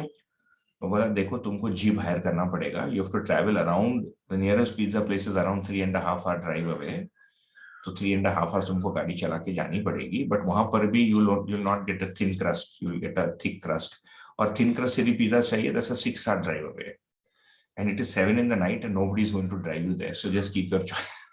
Decide yourself. तो जागृत होना है। So we don't understand what जागृति is. जागृति is a state I'm not, है ना? पहले यहाँ से शुरू होता है। What is जागृति? जागृति is that which I'm not. What is अनुभव? अनुभव is that state or feeling in which there will be no problems. That's like saying कि you clear grade 10 and everything will become fine. You get a job and everything will become fine. है ना? आपको promotion ले लीजिए सब ठीक हो जाएगा, आप पैसा रख लीजिए सब हो जाएगा, आप 10 करोड़ रुपए कमा लीजिए सब ठीक हो जाएगा। It's a promise. तो ये जो प्रॉमिस स्टेट है ऑफ बीइंग, ऑफ एक्सपीरियंस, मैं उसमें नहीं हूं। इसका जब मन से जब कौतूहल होता है एंड ये पाता है जीवन की नहीं है, इसको स्टार्टिंग जिज्ञासा का स्टार्टिंग स्वरूप बोलेंगे। ये पीड़ा है, अरे यार आई एम नॉट, है ना, I am not able to read. So then you realize that नहीं, जागृत होने के लिए कोई प्रक्रिया है। क्या प्रक्रिया भाई? सबसे पहले पढ़ो, है ना। देन यू फील कि पढ़ने से मैं जागृत हो जाऊंगा और I will get closer to जागृति। It is only after reading और कंप्लीटिंग, रीडिंग का मतलब जो पढ़ा हुआ है उसको, लिखा हुआ उसको समझ लेना, कि आपको आगे की स्थिति स्पष्ट होगी कि आगे आपको क्या करना है। तो वो आवश्यकता के रूप में महसूस होगा कि ये पढ़ लिया, but you will find that I am not what I know. उसके पहले you are not something but you don't know what that thing is and you don't know how to get there. ये पीड़ा है। आवश्यकता कब हो गई? when you are not what you already know. आपको पता है but you are not that. तो वो होने के लिए आप प्रयत्न करेंगे, वो आगे की स्थिति बनेगी। उसमें फिर आवेश नहीं, है ना, there is deliberateness.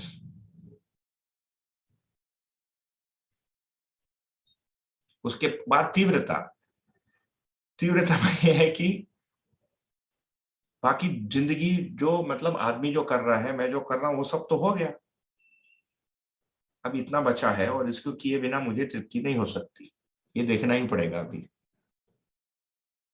है ना। इट्स लाइक यदि हम इसको अभी के उसमें यदि लेंगे, भाई चांद को आदमी यहां से भी देखा तो उसमें कौतूहल हुआ चांद में क्या होगा, फिर उसने टेलीस्कोप देख के देखा, फिर उसमें मैथमेटिकली देखा, फिर एक दिन उसे रहा नहीं जाता है कि बहुत हो गया यहां से देखना, अभी मुझे चांद जाना ही पड़ेगा, प्रत्यक्ष मुझे चाहिए सामने। No more of looking at the moon through my eyes, through telescopes and through mathematics, right? You can also see the moon through mathematics. ये तो करते हैं ना एस्ट्रोनॉमी में, you see planets through mathematics. तो तीव्रता है, तो मुझे सीधा सीधा देखना है, साक्षात देखना है।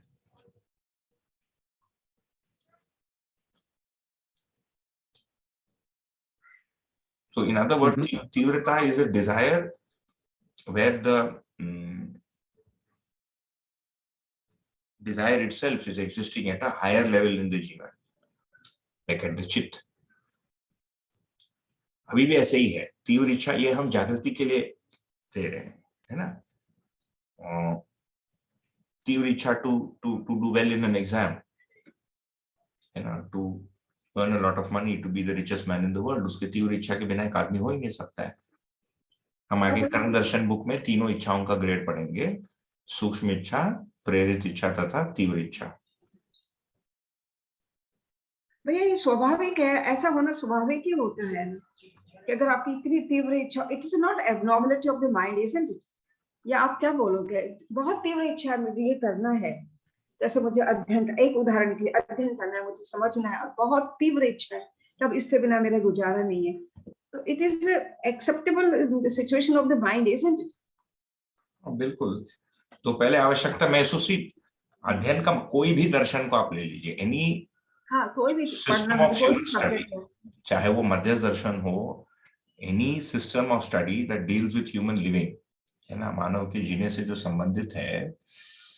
किसी समय में मानव का आदमी को ये लगता है कि ये मेरी आवश्यकता है, इसके बिना मेरी जिंदगी अधूरी है, इट्स इनकम्प्लीट. एक, so you have to impetus for wanting knowledge या जागृति.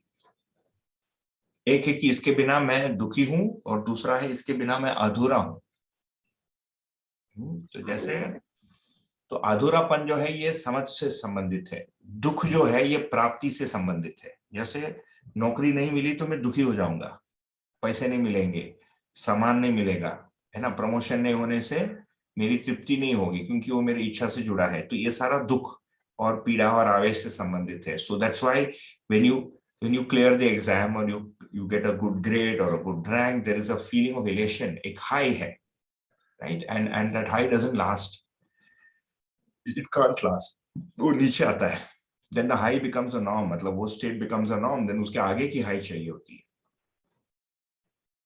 तो ये प्राप्ति से संबंधित है. So दुख is when I don't have something I should be having. वो रूप हो सकता है बल, धन, पद, बुद्धि. तो बुद्धि भी प्राप्ति के रूप में, I want अनुभव, like it is sitting in a cage somewhere, और मैं उसको जकड़ के ले लूं, है ना, आस्वादन के अर्थ में उसको देखता हूं. फिर incompleteness comes out of the realization, या ये समीक्षा से कि भाई इतना तो हो ही रहा है, खाना पीना हो रहा है, but this can't be life, there has to be more to it. There have to be people, there has to be understanding, है ना, there has to be some contribution to society. तब हमारी सेल्फ इंपल्स होती है उसको करने के लिए, क्योंकि वो हमारे मतलब हमारे आवश्यकता पूर्ति. बिकॉज रिमेंबर पूर्णता, राइट. हम अस्तित्व में नियमों को देखेंगे तो प्रत्येक इकाई पूर्ण होने के लिए तत्पर है. मानव भी है, मानव जीवन भी है. तो अब ये पूर्णता को प्राप्त करने के लिए मुझे क्या करना पड़ेगा? तो जानकारी चाहिए. तो जानकारी के अलग अलग ग्रेड्स हैं. सर्वप्रथम जानकारी का भास होता है. अभी हम जो कर रहे हैं ये जानकारी का भास है. आपस में मैं जो आपको प्रस्तुत कर रहा हूं वो मेरा आभास है. तो मेरे आभास को सुनकर आपको भास होता है. इससे ऐसा लगता है कि कुछ इनकम्प्लीटनेस जो थी वो कंप्लीट हुई. जैसे क्वेरी था, भाई निद्रा जड़ का स्वाभाविक गुण है. So we are not able to understand the meaning of the written word. वो भासी नहीं हो रहा है. We are able to see the words. You know what निद्रा मीन्स, यू नो व्हाट स्वाभाविक मीन्स, यू नो व्हाट जड़ means, you know what गुण means, but you don't know what the whole thing put together means, right? Meaning of the word. ये हमारे में चित्रित होना बराबर भास होना. आप जब बताओगे तो वो आभास होगा मेरे लिए. नहीं, और जो मैं जो आपको बता पा रहा हूँ ये मेरे में आभास है, इसीलिए आपको बता पा रहा हूँ. कम से कम आभास, है ना. आप उसको सुन के आप में जो होता है वो भास होता है. आप जब दूसरे को बता पाओगे तब आपका आभास हुआ. ठीक है, कम से कम. नमस्ते आंटी, कैसे हैं? How are you? एक मिनट. हाँ, ठीक है. तो ये जो तीव्र इच्छा है ना, तो ये पहले पढ़ने जो लिखा हुआ है उसको समझने के लिए होता है. फिर ऐसे सोच के समझने के लिए होगा, उसके तर्क को पूरा करने के लिए होगा. तो ये तीव्र इच्छा की स्टेजेस बनेगी, आवश्यकता बनेगी. तो हम पढ़ेंगे, सोचेंगे, आगे जाके तीव्र इच्छा में परिवर्तित होगा.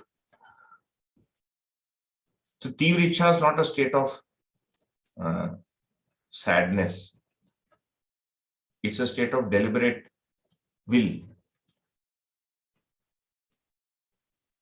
Okay, thank you. क्योंकि हाँ, कभी मुझे लगा कि वो कोई, हाँ, जैसे आपने बोला कोई स्टेट ऑफ सैडनेस या डिप्रेशन जैसा होता है, लेकिन ऐसा नहीं है. Depression is when you don't, when you depress, you are depress because हमको डिप्रेशन कब होता है, मुझे डिप्रेशन कब होता है? जब मेरी अपनी स्थिति या भाव या परिस्थिति का मूल्यांकन का कारण मुझे समझ में नहीं आता है और वो मैं अपने ऊपर डाल लेता हूँ कि मेरे कारण ही ऐसा हो रहा है. In a way, it's true. I am Brahmit because of my own inability, but I am Brahmit by a law in existence that says that there is Brahm before Jagriti, right? So I'm subject to that law. जिसमें depression क्या की? Once you know, so becoming aware that I'm Brahmit is also the first awareness, right? The first awareness is the awareness कि मैं I am not what I should be. ये पहला awareness है. यहाँ से कहानी शुरू होती है awareness की. और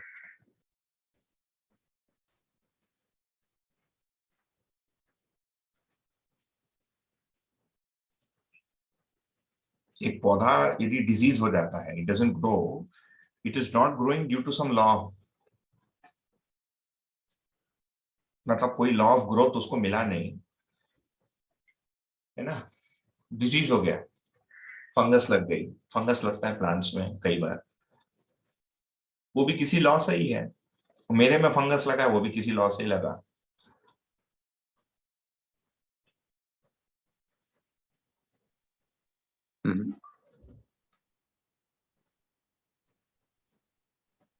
ठीक है जी, ठीक है, बढ़िया, थैंक यू. आज तो हमारी खुली चर्चा में गई, बट इट्स नाइस. आगे और कोई इसमें? आई थिंक जो क्वेरीज आए थे सारे बहुत इंटरेस्टिंग. हाँ, ऐसी कन्वर्सेशन में लगता है कि रियल में मजा आ रहा है. हाँ.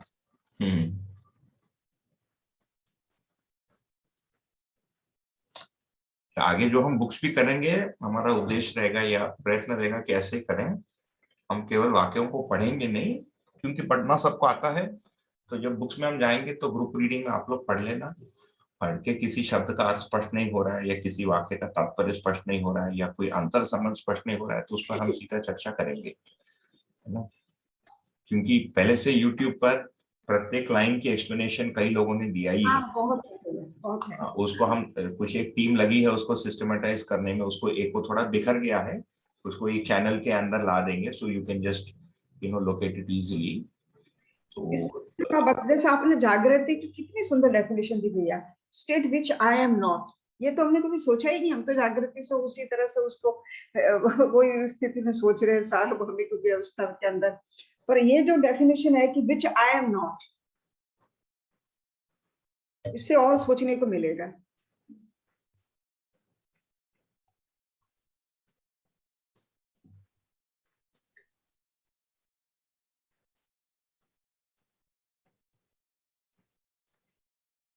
मेरा क्लासमेट था, वो एक अपने कई 2001 में वो इंट्रोड्यूस मी टू फिलोसफी. एक नीचे बोल के एक व्यक्ति हुए थे, फ्रेडरिक नीचे. जर्मन फिलोसोफर था नीचे. यस.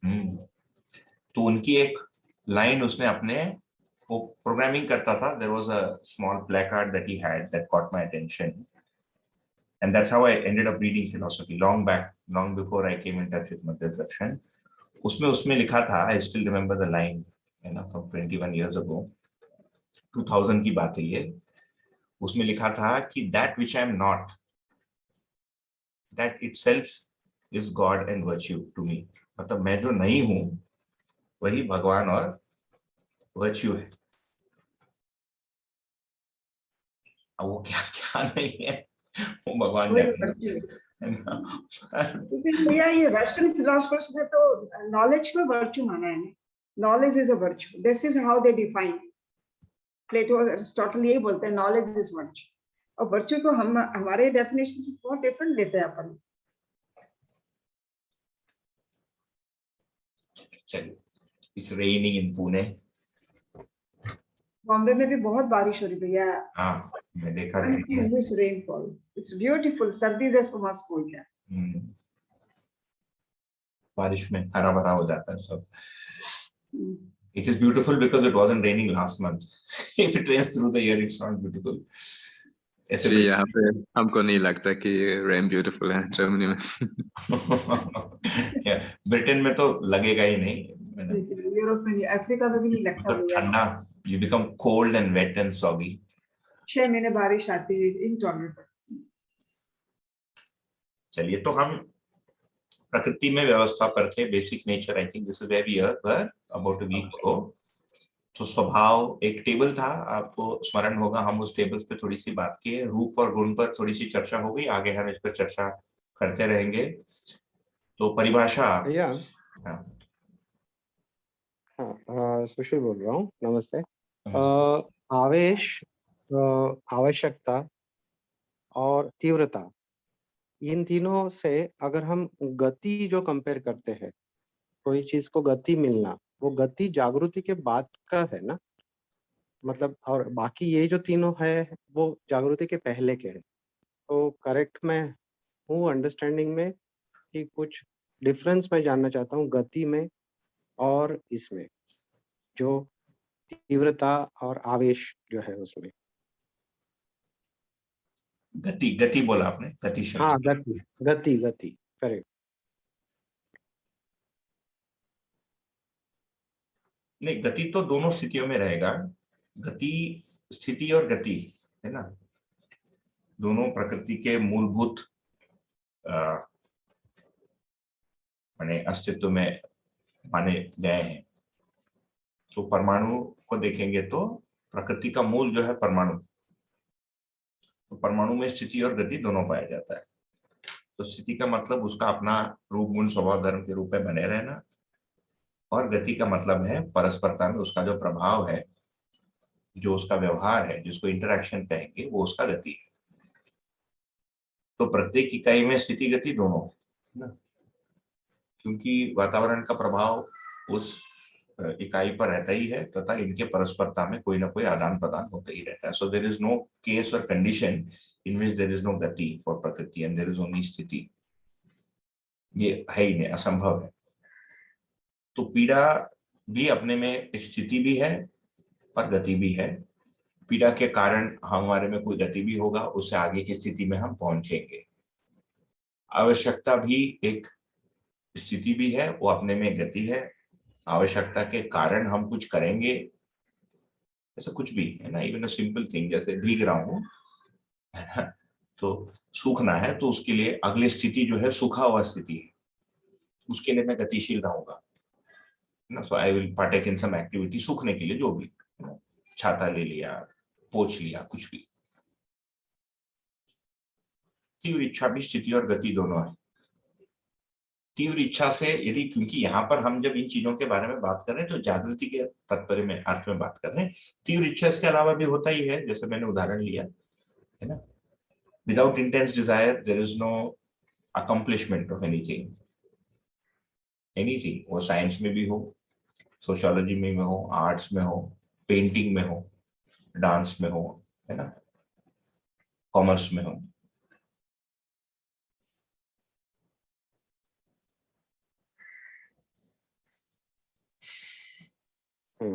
ठीक है ना। तो जागृति के अर्थ में जब तीव्र इच्छा को कह रहे हैं, तो तीव्र इच्छा जो है तीन कंडीशंस में पाया जाता है। एक, मतलब टेक्निकली जिस स्टेट को तीव्र इच्छा मान रहे हैं, अभी मेरे में कोई फीलिंग है, मैंने उसको तीव्र इच्छा नाम दे दी, इज अ डिफरेंट थिंग। जैसे अभी मैं आपके साथ, है ना, it's a nice Sunday evening, मेरे परिवार के साथ रहने की जगह मैं आपके साथ, I just came back last evening, मैं आपके साथ कॉल पे हूँ। सो you can say this is अ तीव्र इच्छा, because this is the highest priority right now, और चीजों को करने की जगह मैं इस चीज को कह रहा हूँ, ये हमने भाषा दे दी, है ना। परंतु चित्त की वो स्थिति, द तीव्र इच्छा indicates a particular state of the चित्त, जो जीवन की, है ना, द्वितीय परिवेश है, जो वास्तविकता को साक्षात्कार करने के लिए तैयारी हो जाता है उसमें। दैट स्टेट इज कॉल्ड तीव्र इच्छा। ओके, उसके बाद बोध के लिए होता है, उसके बाद अनुभव के लिए होता है। अनुभव के बाद यह जागृति, पूर्ण जागृति, अनुभव का तात्पर्य पूर्ण जागृति। पूर्ण जागृति के बाद जो भी इच्छाएं होती है वो उस समझ से नियंत्रित होती है। तो सत्य संबंधित ही संपूर्ण तीव्र इच्छा होता है, धर्म संबंधित ही तीव्र इच्छा होता है, न्याय संबंधित ही तीव्र इच्छा होता है। That will be the intense desire. At that time. तो ऐसा नहीं है कि उसके बाद तीव्र इच्छा खत्म हो जाती है, वो तीव्र इच्छा ही गतिशील करता है उस जीवन को या उस मानव को। ओके। और छोटी इच्छाएं भी होंगी शरीर से संबंधित, जैसे जागृत व्यक्ति स्नान करेगा, कुछ उत्पादन भी करेगा, कुछ शिक्षा में भी कार्य करेगा, है ना, अपने बच्चों को भी पढ़ाएगा, बगल वाले के बच्चों को भी पढ़ाएगा। So the whole mix of आचरण वहां पर भी मिलेगा हमको। ठीक है, ये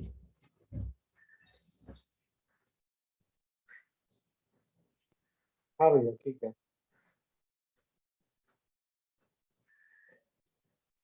दूसरा भय और घबराहट, मतलब किसी चीज का भय होना और घबराहट, जो अभी थोड़ी देर पहले हमारे चर्चा में डिस्कशन हुआ था, इसमें कुछ अंतर है कि एक ही है? क्योंकि जागृत मानव में भय पूरी तरीके से निकल जाता है, मतलब वो वैसे घबराहट की स्थिति भी निकल जाती है, या घबराहट और भय में कुछ अंतर है? अब दर्शन में घबराहट शब्द परिभाषित नहीं है या उपयोग नहीं हुआ है, पर अभी जो आमतौर पर हम जिसको घबराहट बोलते हैं, यदि इसको देखेंगे तो ये शरीर से संबंधित चीज है ना। बिकॉज आई एम नाउ, है ना, आप और किसी को पूछेंगे तो और कोई परिभाषा देंगे, बट टू फॉर आवर, हमारी सहूलियत के लिए अपन उसको अलग कर देते हैं। So let us take an attempt. तो घबराहट जो है ये शरीर से संबंधित चीज है ना, और मानसिक भी हो सकता है, परंतु इसका प्रभाव शरीर मूलक है। उदाहरण के रूप में मुझे अंधेरे में जाने से घबराहट होती है, the darkness causes fear in me. ये मन से भी संबंधित है, बट बाहर का वातावरण ऐसा है। कई बार शरीर की कोई व्याधियां हो जाती हैं जिससे मानसिक घबराहट होती है। You may get scared, you know, if for example, जैसे जैसे लोगों में एज होता है तो आयुर्वेद के अनुसार मानते हैं कि वात का असंतुलन होता है ब्रेन में। तो इसमें क्या होता है कि देन पीपल फील स्कैर्ड, है ना। तो पैर रखने के लिए उनको कॉन्फिडेंस चली जाती है, तो चलने की कॉन्फिडेंस चली जाती है, अकेले रहने की कॉन्फिडेंस चली जाती है। वही आदमी जब 60s में होता है तो एकदम ताकतवर होता है, 80s में उसको लगता नहीं मेरे साथ कोई चाहिए। ये शरीर में चेंजेस के कारण है, उससे उसमें मानसिक प्रभाव हो गया। ये सारा घबराहट ही है ना, शरीर के चेंज के कारण। हम ट्रेन में जाने खाने को मिलेगा कि नहीं, इसकी घबराहट होती है ना। सो ये जो what if to do with the body या due to bodily changes on the mind, इसको हम घबराहट कहेंगे। भय एक मनोवैज्ञानिक घटना है जो जीवन में घटित हो रहा है शरीर सहित, क्योंकि मानव का अध्ययन है। तो उसमें भी प्राण भय वाले बात को देखेंगे तो ये तो जीवों में भी है। मानव में ये घबराहट के अलावा काल्पनिक भी होता है। जैसे नींद में हमने इमेजिन किया कि एक शेर मुझे आके खा रहा है, ये घबराहट है। देयर इज नो टाइगर, है ना, you are sleeping, you are safe in the house, और आप उठ के बैठते हो और आप देखते हो कि मैं सुरक्षित हूँ, कुछ नहीं हो रहा, आई एम ओके, एवरीथिंग, सब ठीक से चल रहा है ना। फिर मान भय भी साइकोलॉजिकल है, लोग मेरे बारे में क्या सोचेंगे, it is your own projection. धन भय भी वही है, धन होने के बाद भी भय होता है, धन होने के पहले भी भय होता है ना। दोनों स्थितियों में भय होता है। पद भय भी होता है, मेरी बात नहीं मानी जाएगी, मेरा जगह खत्म हो जाएगा, मेरा कोई इंपॉर्टेंस नहीं रहेगा, कोई मेरी बात नहीं सुनता है, कोई मेरी प्रशंसा नहीं करता है, जो भी मान और पद का कॉम्बिनेशन। तो जो जीव भय और प्राकृतिक प्रकोप का भय है, ये शरीर से संबंधित भय है, वो प्राण से संबंधित है। और मान, धन और पद भय ये मानसिक है। तो जागृति के क्रम में ही ये एक एक करके खत्म हो जाएंगे, you don't have to wait. So the good news is जागृति इज अ क्रम। जागृति क्रम सहित हम, मतलब पूर्वक हम जागृत होते हैं, है ना। तो ऐसा नहीं है कि देयर इज अ स्विच जिसमें सारी चीजें एक साथ, there is a switch, but there are many smaller switches, and उसमें क्रमिक फिर विकास या हम गुणात्मक परिवर्तन को देख सकते हैं। तो प्राण भय, मान भय, धन भय, पद भय, इनका शनै शनै विलय होना मिलेगा, और जागृत यदि एक व्यक्ति हो जाता है तो उसमें इसका कोई भी रेशा अवशेष कुछ भी नहीं रहेगा, सारी चीजें खत्म हो जाएंगी। जागृति के पश्चात शरीर से संबंधित घबराहट रहेगी। So if a जागृत व्यक्ति gets lost in the cold and suffers hypothermia, है ना, शरीर की गर्मी खत्म हो जाती है, you will find that he is scared, क्योंकि that's the brain, है ना। तो हाइपोथर्मिक कंडीशन में ऐसा नहीं है कि एक जागृत व्यक्ति हंसेगा, हाँ मुझे हाइपोथर्मिया हो गया, कुछ भी कर लो, वाली बात रहेगी। या एक जागृत व्यक्ति वॉकर के साथ चल रहा है, and if he misses a step, he is going to lose his balance, and वो उनका हाथ जो है किसी चीज को पकड़ने के लिए प्रयत्न करेगा। ये ब्रेन की आचरण है, ये घबराहट। So if I put it that way, brain का आचरण बराबर घबराहट, जीवन सहित ही होता है, बट जो लोअर ब्रेन है, जैसे एमिगडाला बोलते हैं एक भाग को, वहां से लगभग ट्रिगर होता है, मोर और लेस।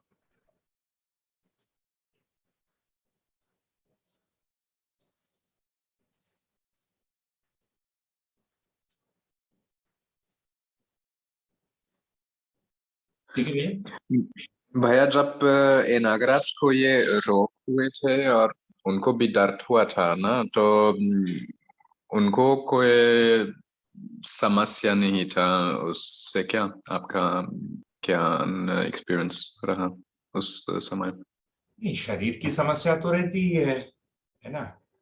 वो जागृति के बाद भूख लगेगी तो मानवीय आचरण या देव मानव का आचरण, दिव्य मानव, ऐसे नागराज जी दिव्य मानव थे, तो दिव्य मानव का आचरण यही है कि उस भूख को पूरा करना, क्योंकि उसका गुण है, शरीर की आवश्यकता, उसको पूरा करते हैं। ठीक, तो दर्द है तो दर्द यदि बर्दाश्त नहीं होता है तो उसका कुछ उपाय करना पड़ेगा। जैसे दांत का दर्द, ही बिकेम ओल्ड का मतलब द बॉडी बिकेम ओल्ड, तो दांत एक एक करके निकालने पड़े, और लास्ट में जो है टूथ, मतलब तो तमिल शब्द याद आ रहा है ना, डेंचर लगाना पड़ा उनको। तो दांत में जब दर्द होता था, on a rare day he would take a painkiller, कि बर्दाश्त नहीं हो रहा है, ठीक नहीं, क्योंकि इसके बिना नींद नहीं आएगी दर्द के साथ। देन उनको मार्च ऑफ 2014 में ब्रेन स्ट्रोक हुआ,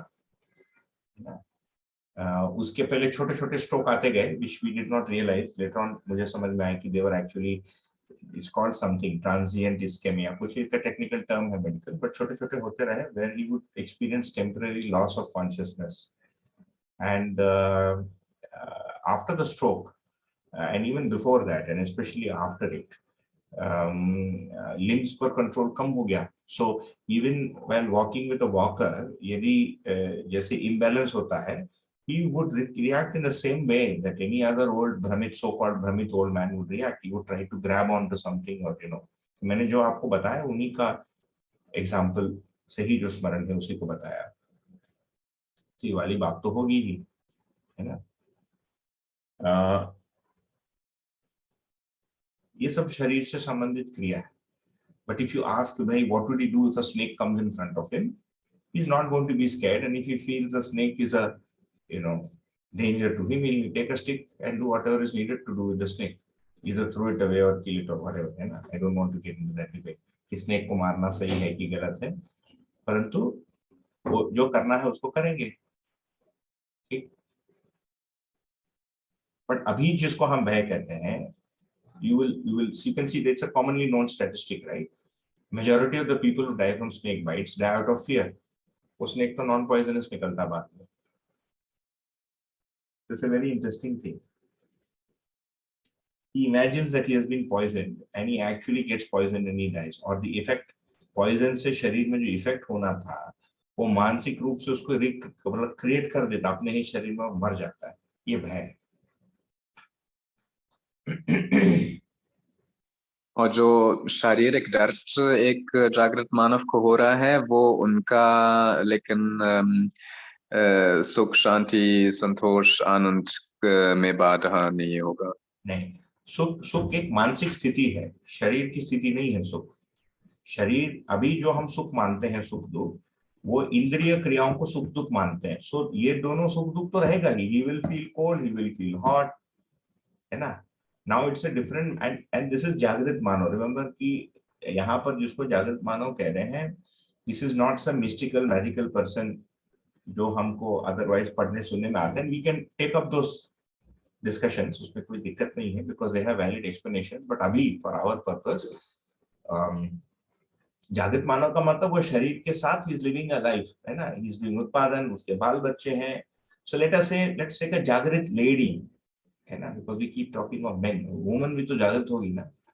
सो when she is going to undergo child birth, there will be pain and she will shout.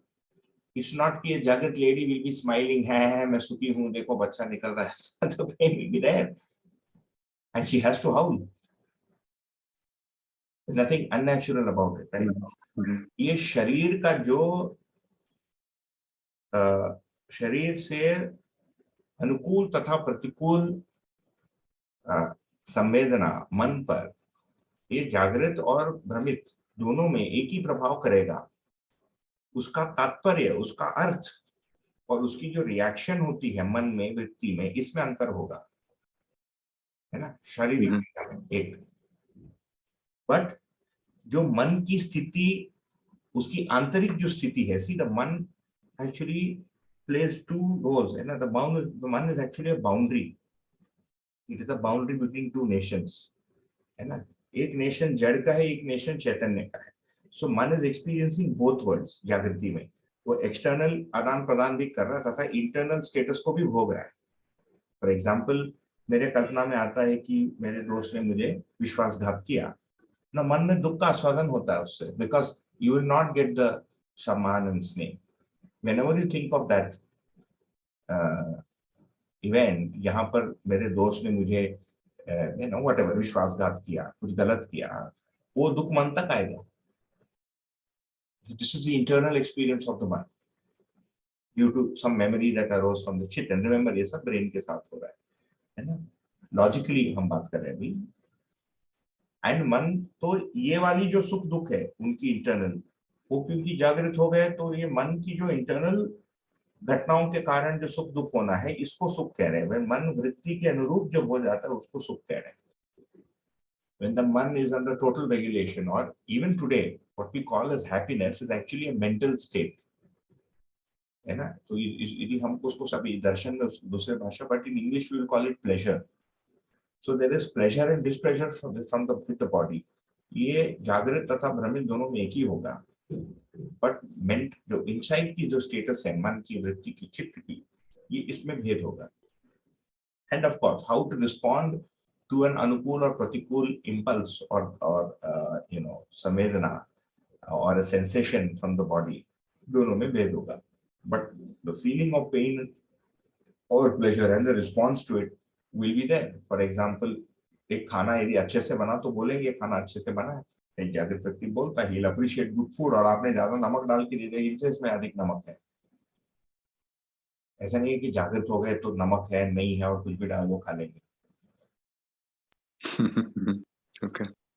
So it's a very normal human being जिसको अभी because हमारा of course ध्यान and experience शरीर केंद्रित है, our sense of reaction response, सुख दुख, ये काफी कुछ शरीर से ही संबंधित है।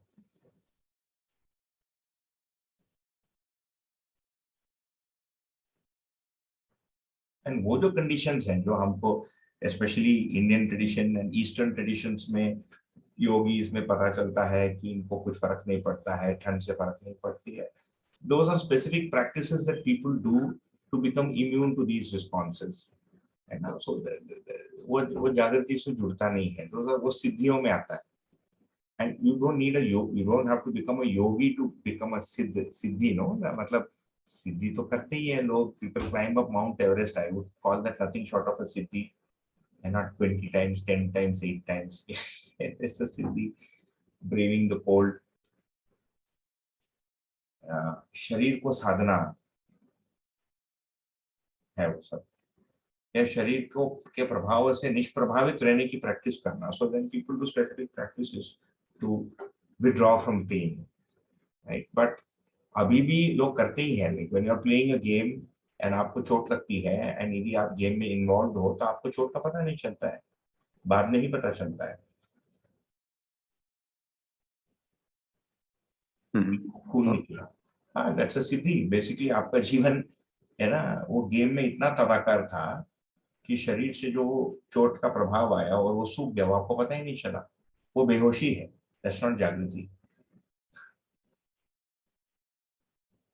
सिर्फ भैया एक इसमें था कि मतलब शरीर और जीवन, इन दोनों का जो संगम है, वो हमें व्यवहार की तरफ ले जाएगा। और नमक का ही अगर उदाहरण देते हैं तो शरीर के तौर पे तो समझ में आएगा जागरूक मानव को कि इसमें नमक कम है, लेकिन किस तरीके से वो जिसने खाना बनाया उसके ऊपर वो रिस्पॉन्ड करेगा, कि उसको भी बुरा न लगे, या उसने किस भाव से बनाया है खाना मेरे लिए, तो उस तरीके से वो व्यवहार करेगा, वो जागृति का पूर्ण व्यवहार होगा।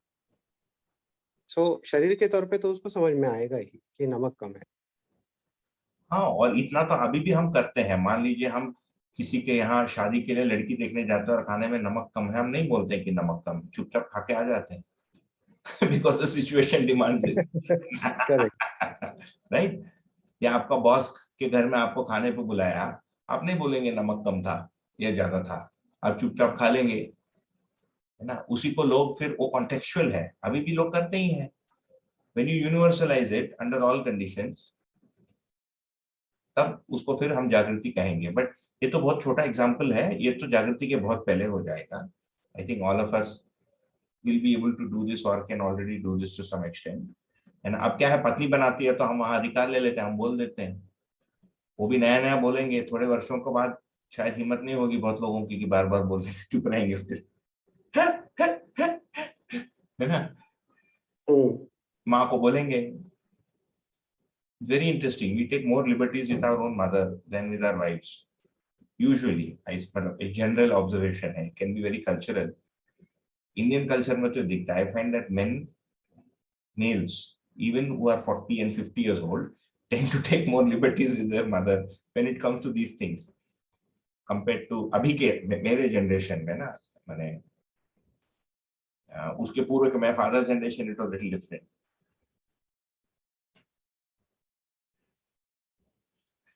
बहुत लोगों का अभ्यास है, घर में नहीं बोलते हैं ऐसा। ये वाली जो एग्जांपल है, तो ये क्या हुआ, यदि आप देखेंगे तो मन में जो रुचि मूलक आस्वादन है, उसके जगह हमने मूल्य की प्रधानता दी।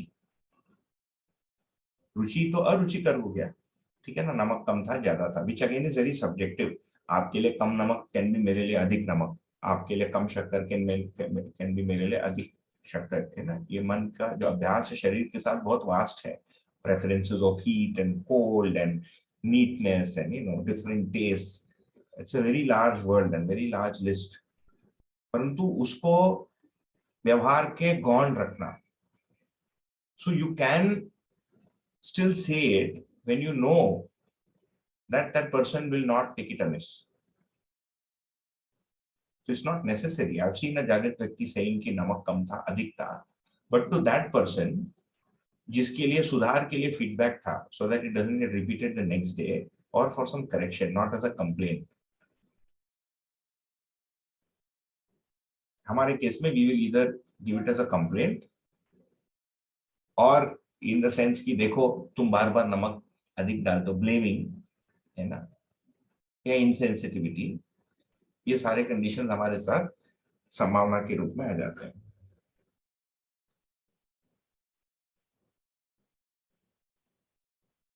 अच्छा, ये भी पत्नी को बोलना, नया नया शादी के बाद तो कोई नहीं बोलता। I mean if you have not already not been seeing each other from before marriage, the probability is कि विवाह के तुरंत बाद जो फर्स्ट मील बना के देती है पत्नी, चुपचाप खा लोगे आप।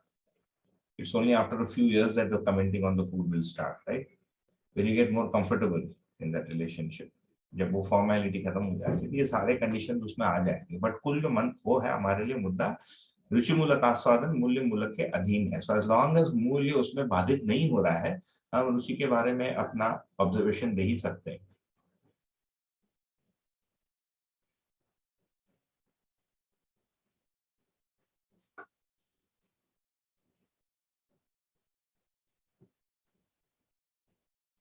So I've seen a Jagat Vyakti do both, comment and not comment, both। अच्छा, ओल्ड एज के साथ जैसे जैसे ब्रेन की एजिंग होती है, बहुत सारे रिस्पॉन्सेस समझ में आता है कि ब्रेन से ड्रिवन है. Because when I met him, he was for the first time he was 86 years of age, and I saw him till he was 96, so 10 years, है ना. So he was actually quite old. I don't think I'll live up to the age of 86, and 86 seems to be a very ripe number now, considering our health and all that.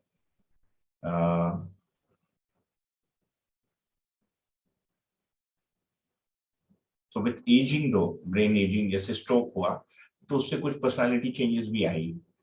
So a lot of जो हम behavior, mannerisms, choice of words, ये सब जो है, ये brain तो स्वस्थ, जैसे स्वास्थ्य का जो परिभाषा है वो जीवन, शरीर जो है जीवन के, है ना, आवश्यकताओं को मतलब जो व्यक्त करना चाहता है जीवन, उसके लिए योग्य है, तो अस्वस्थ हो जाता है शरीर. So when the brain is not healthy, तो मानवीय आचरण की कई सारी चीजें बाधित होती हैं. Some things like choice of words, facial expression, certain actions, irritability.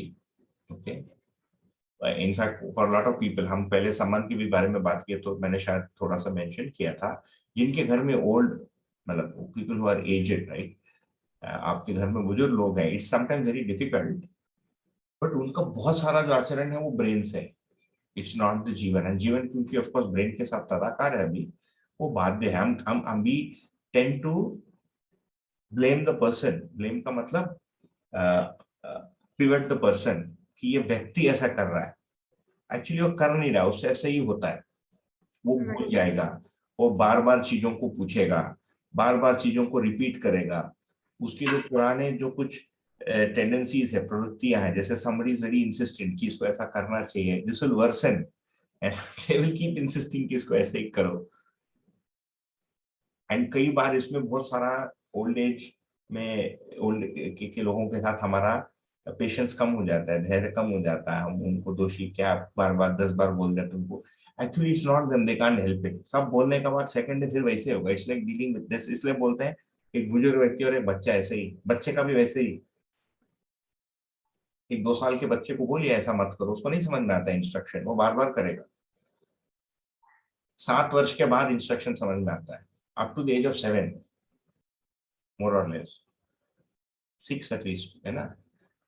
They can't take explanations and they will not remember an instruction and do it. उसको अभ्यास कराना पड़ता है. जैसे आप बता रहे थे कि बाबा जी 96 ईयर्स, आपने उनको 10 साल तक करीब करीब देखा बीच बीच में, तो उनकी याददाश्त ठीक थी, मतलब उनका कॉग्निटिव पावर. स्ट्रोक के बाद बहुत, हाँ, विद एज, ब्रेन के एजिंग के साथ मेमोरी लॉस होने लग गया, टाइम के सेंस का लॉस स्ट्रोक के बाद होने लग गया. He had very less low sense of time, है ना. तो कुछ चीज को मंगाते थे और 2 मिनट भी नहीं हुआ होगा, एंड ही वुड फील कि बहुत अधिक टाइम हो गया, and he would ask the time again. He would ask the time at 8:15 and before it became 8:16 he ask the time again. ये नॉर्मल है, आप सही कह रहे हैं कि बॉडी तो अपना डीके दिखाई दिया सर. टाइम का सेंस, क्योंकि चित्रण, समय, काल की जो गति है, एक्चुअली काल का समझ चित्त से होता है, और काल का जो आचरण है वो मन में है. मन शरीर के साथ तदाकार होकर क्रियाशील रहता है. सो द मन is dependent on the health of the brain to have a sense of time, which is why deep sleep में हमको सेंस ऑफ टाइमलेसनेस होता है. मन का वाला जो एक्शन है ब्रेन के साथ वो शट डाउन हो जाता है. डीप स्लीप में हमको टाइम का सेंस कहाँ पता चलता है, या मन जब चित्त के किसी इमेज में एनग्रॉस रहता है तभी भी टाइम का सेंस नहीं पता चलता है. Yeah, when you're watching a movie, for example, or you are attending an interesting lecture, तो टाइम का सेंस हो, especially a movie, engrossment हो जाता है, तो टाइम का सेंस नहीं पता चलता है. वो जीवन के इंटरेस्ट के कारण हुआ, बट इफ दैट इज मतलब ब्रेन के कारण यदि हो गया तो उसमें भी टाइम का सेंस पता नहीं चलेगा. भैया आपकी मैं वो मानव संचेतनावादी आपके वीडियो सुन रही थी मैं. अभी कितना टाइम आप गए हैं, आप कराएंगे आगे, वी आर वेटिंग, कब आए अपन उस किताब तक.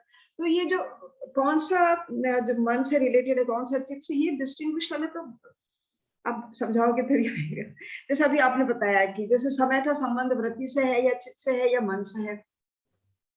नहीं, देखिए मैं आपको जो भी बोल रहा हूँ ऐसे जीवन क्रियाओं के रूप में, ये कोई प्रामाणिक व्यक्तित्व नहीं है।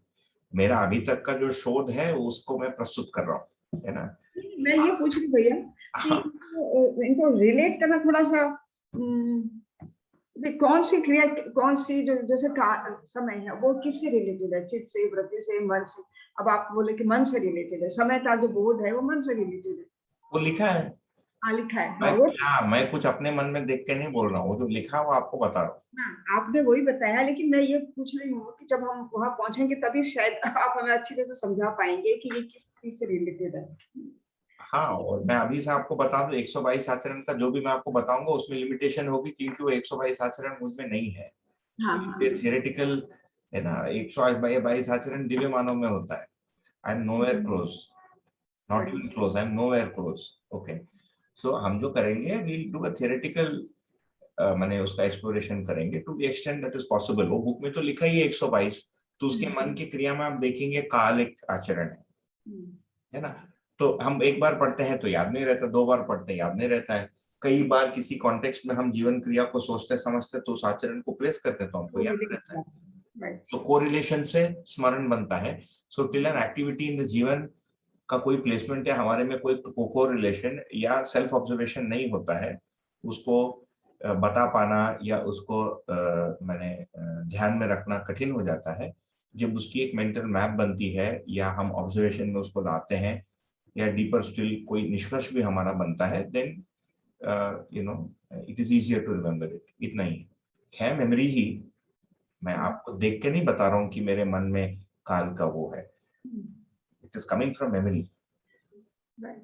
कभी किसी ने बाबा जी से पूछा है क्या भैया कि ये उन्होंने जो ये इस तरह से 122 आचरण बता दिए चित्त के, मन के, सबके, तो उन्होंने कैसे, किस चीज से, how did he relate to, मतलब उन्होंने 10 चित्त के बताए, 5 उसके बताए, 15, that was his observation, his experience, और वो उन्होंने हम पे पास किया कि तुम इस तरह से समझो इस चीज को, ऐसा ही कुछ हुआ हो। हाँ, जैसे ये 5 उंगली हमको दिखता है ना, क्लियर दिखता है, तो हमको पता है इस उंगली से पकड़ते हैं, इस उंगली से ये पेन के लिए काम करता है, ये इंडेक्स फिंगर इसका काम करता है ना, हथेला पकड़ने के लिए इतना काम करता है। इसका आचरण हमको दिखता है, इसका रूप भी दिखता है, इसका होना मतलब अस्तित्व भी समझ में आता है तथा इसका आचरण भी समझ में आता है। वैसे ही जीवन क्रिया उनको दिख भी रहा है, उसका आचरण भी समझ में आ रहा है, उसको उन्होंने नंबर दे दिया 120। नंबर से किया। ब्यूटीफुल आंसर, थैंक यू भैया। चलिए जी, आज रोक लें, सबका डिनर का टाइम हो गया होगा। आज आप हमारे वजह से पढ़ नहीं पाए। पढ़ने, know that is okay, this is part of, भाई पढ़ना तो कोई, पढ़ने का उद्देश्य है कि हम चर्चा में पहुंचे, चर्चा का उद्देश्य हम कहीं समझ तक पहुंचे।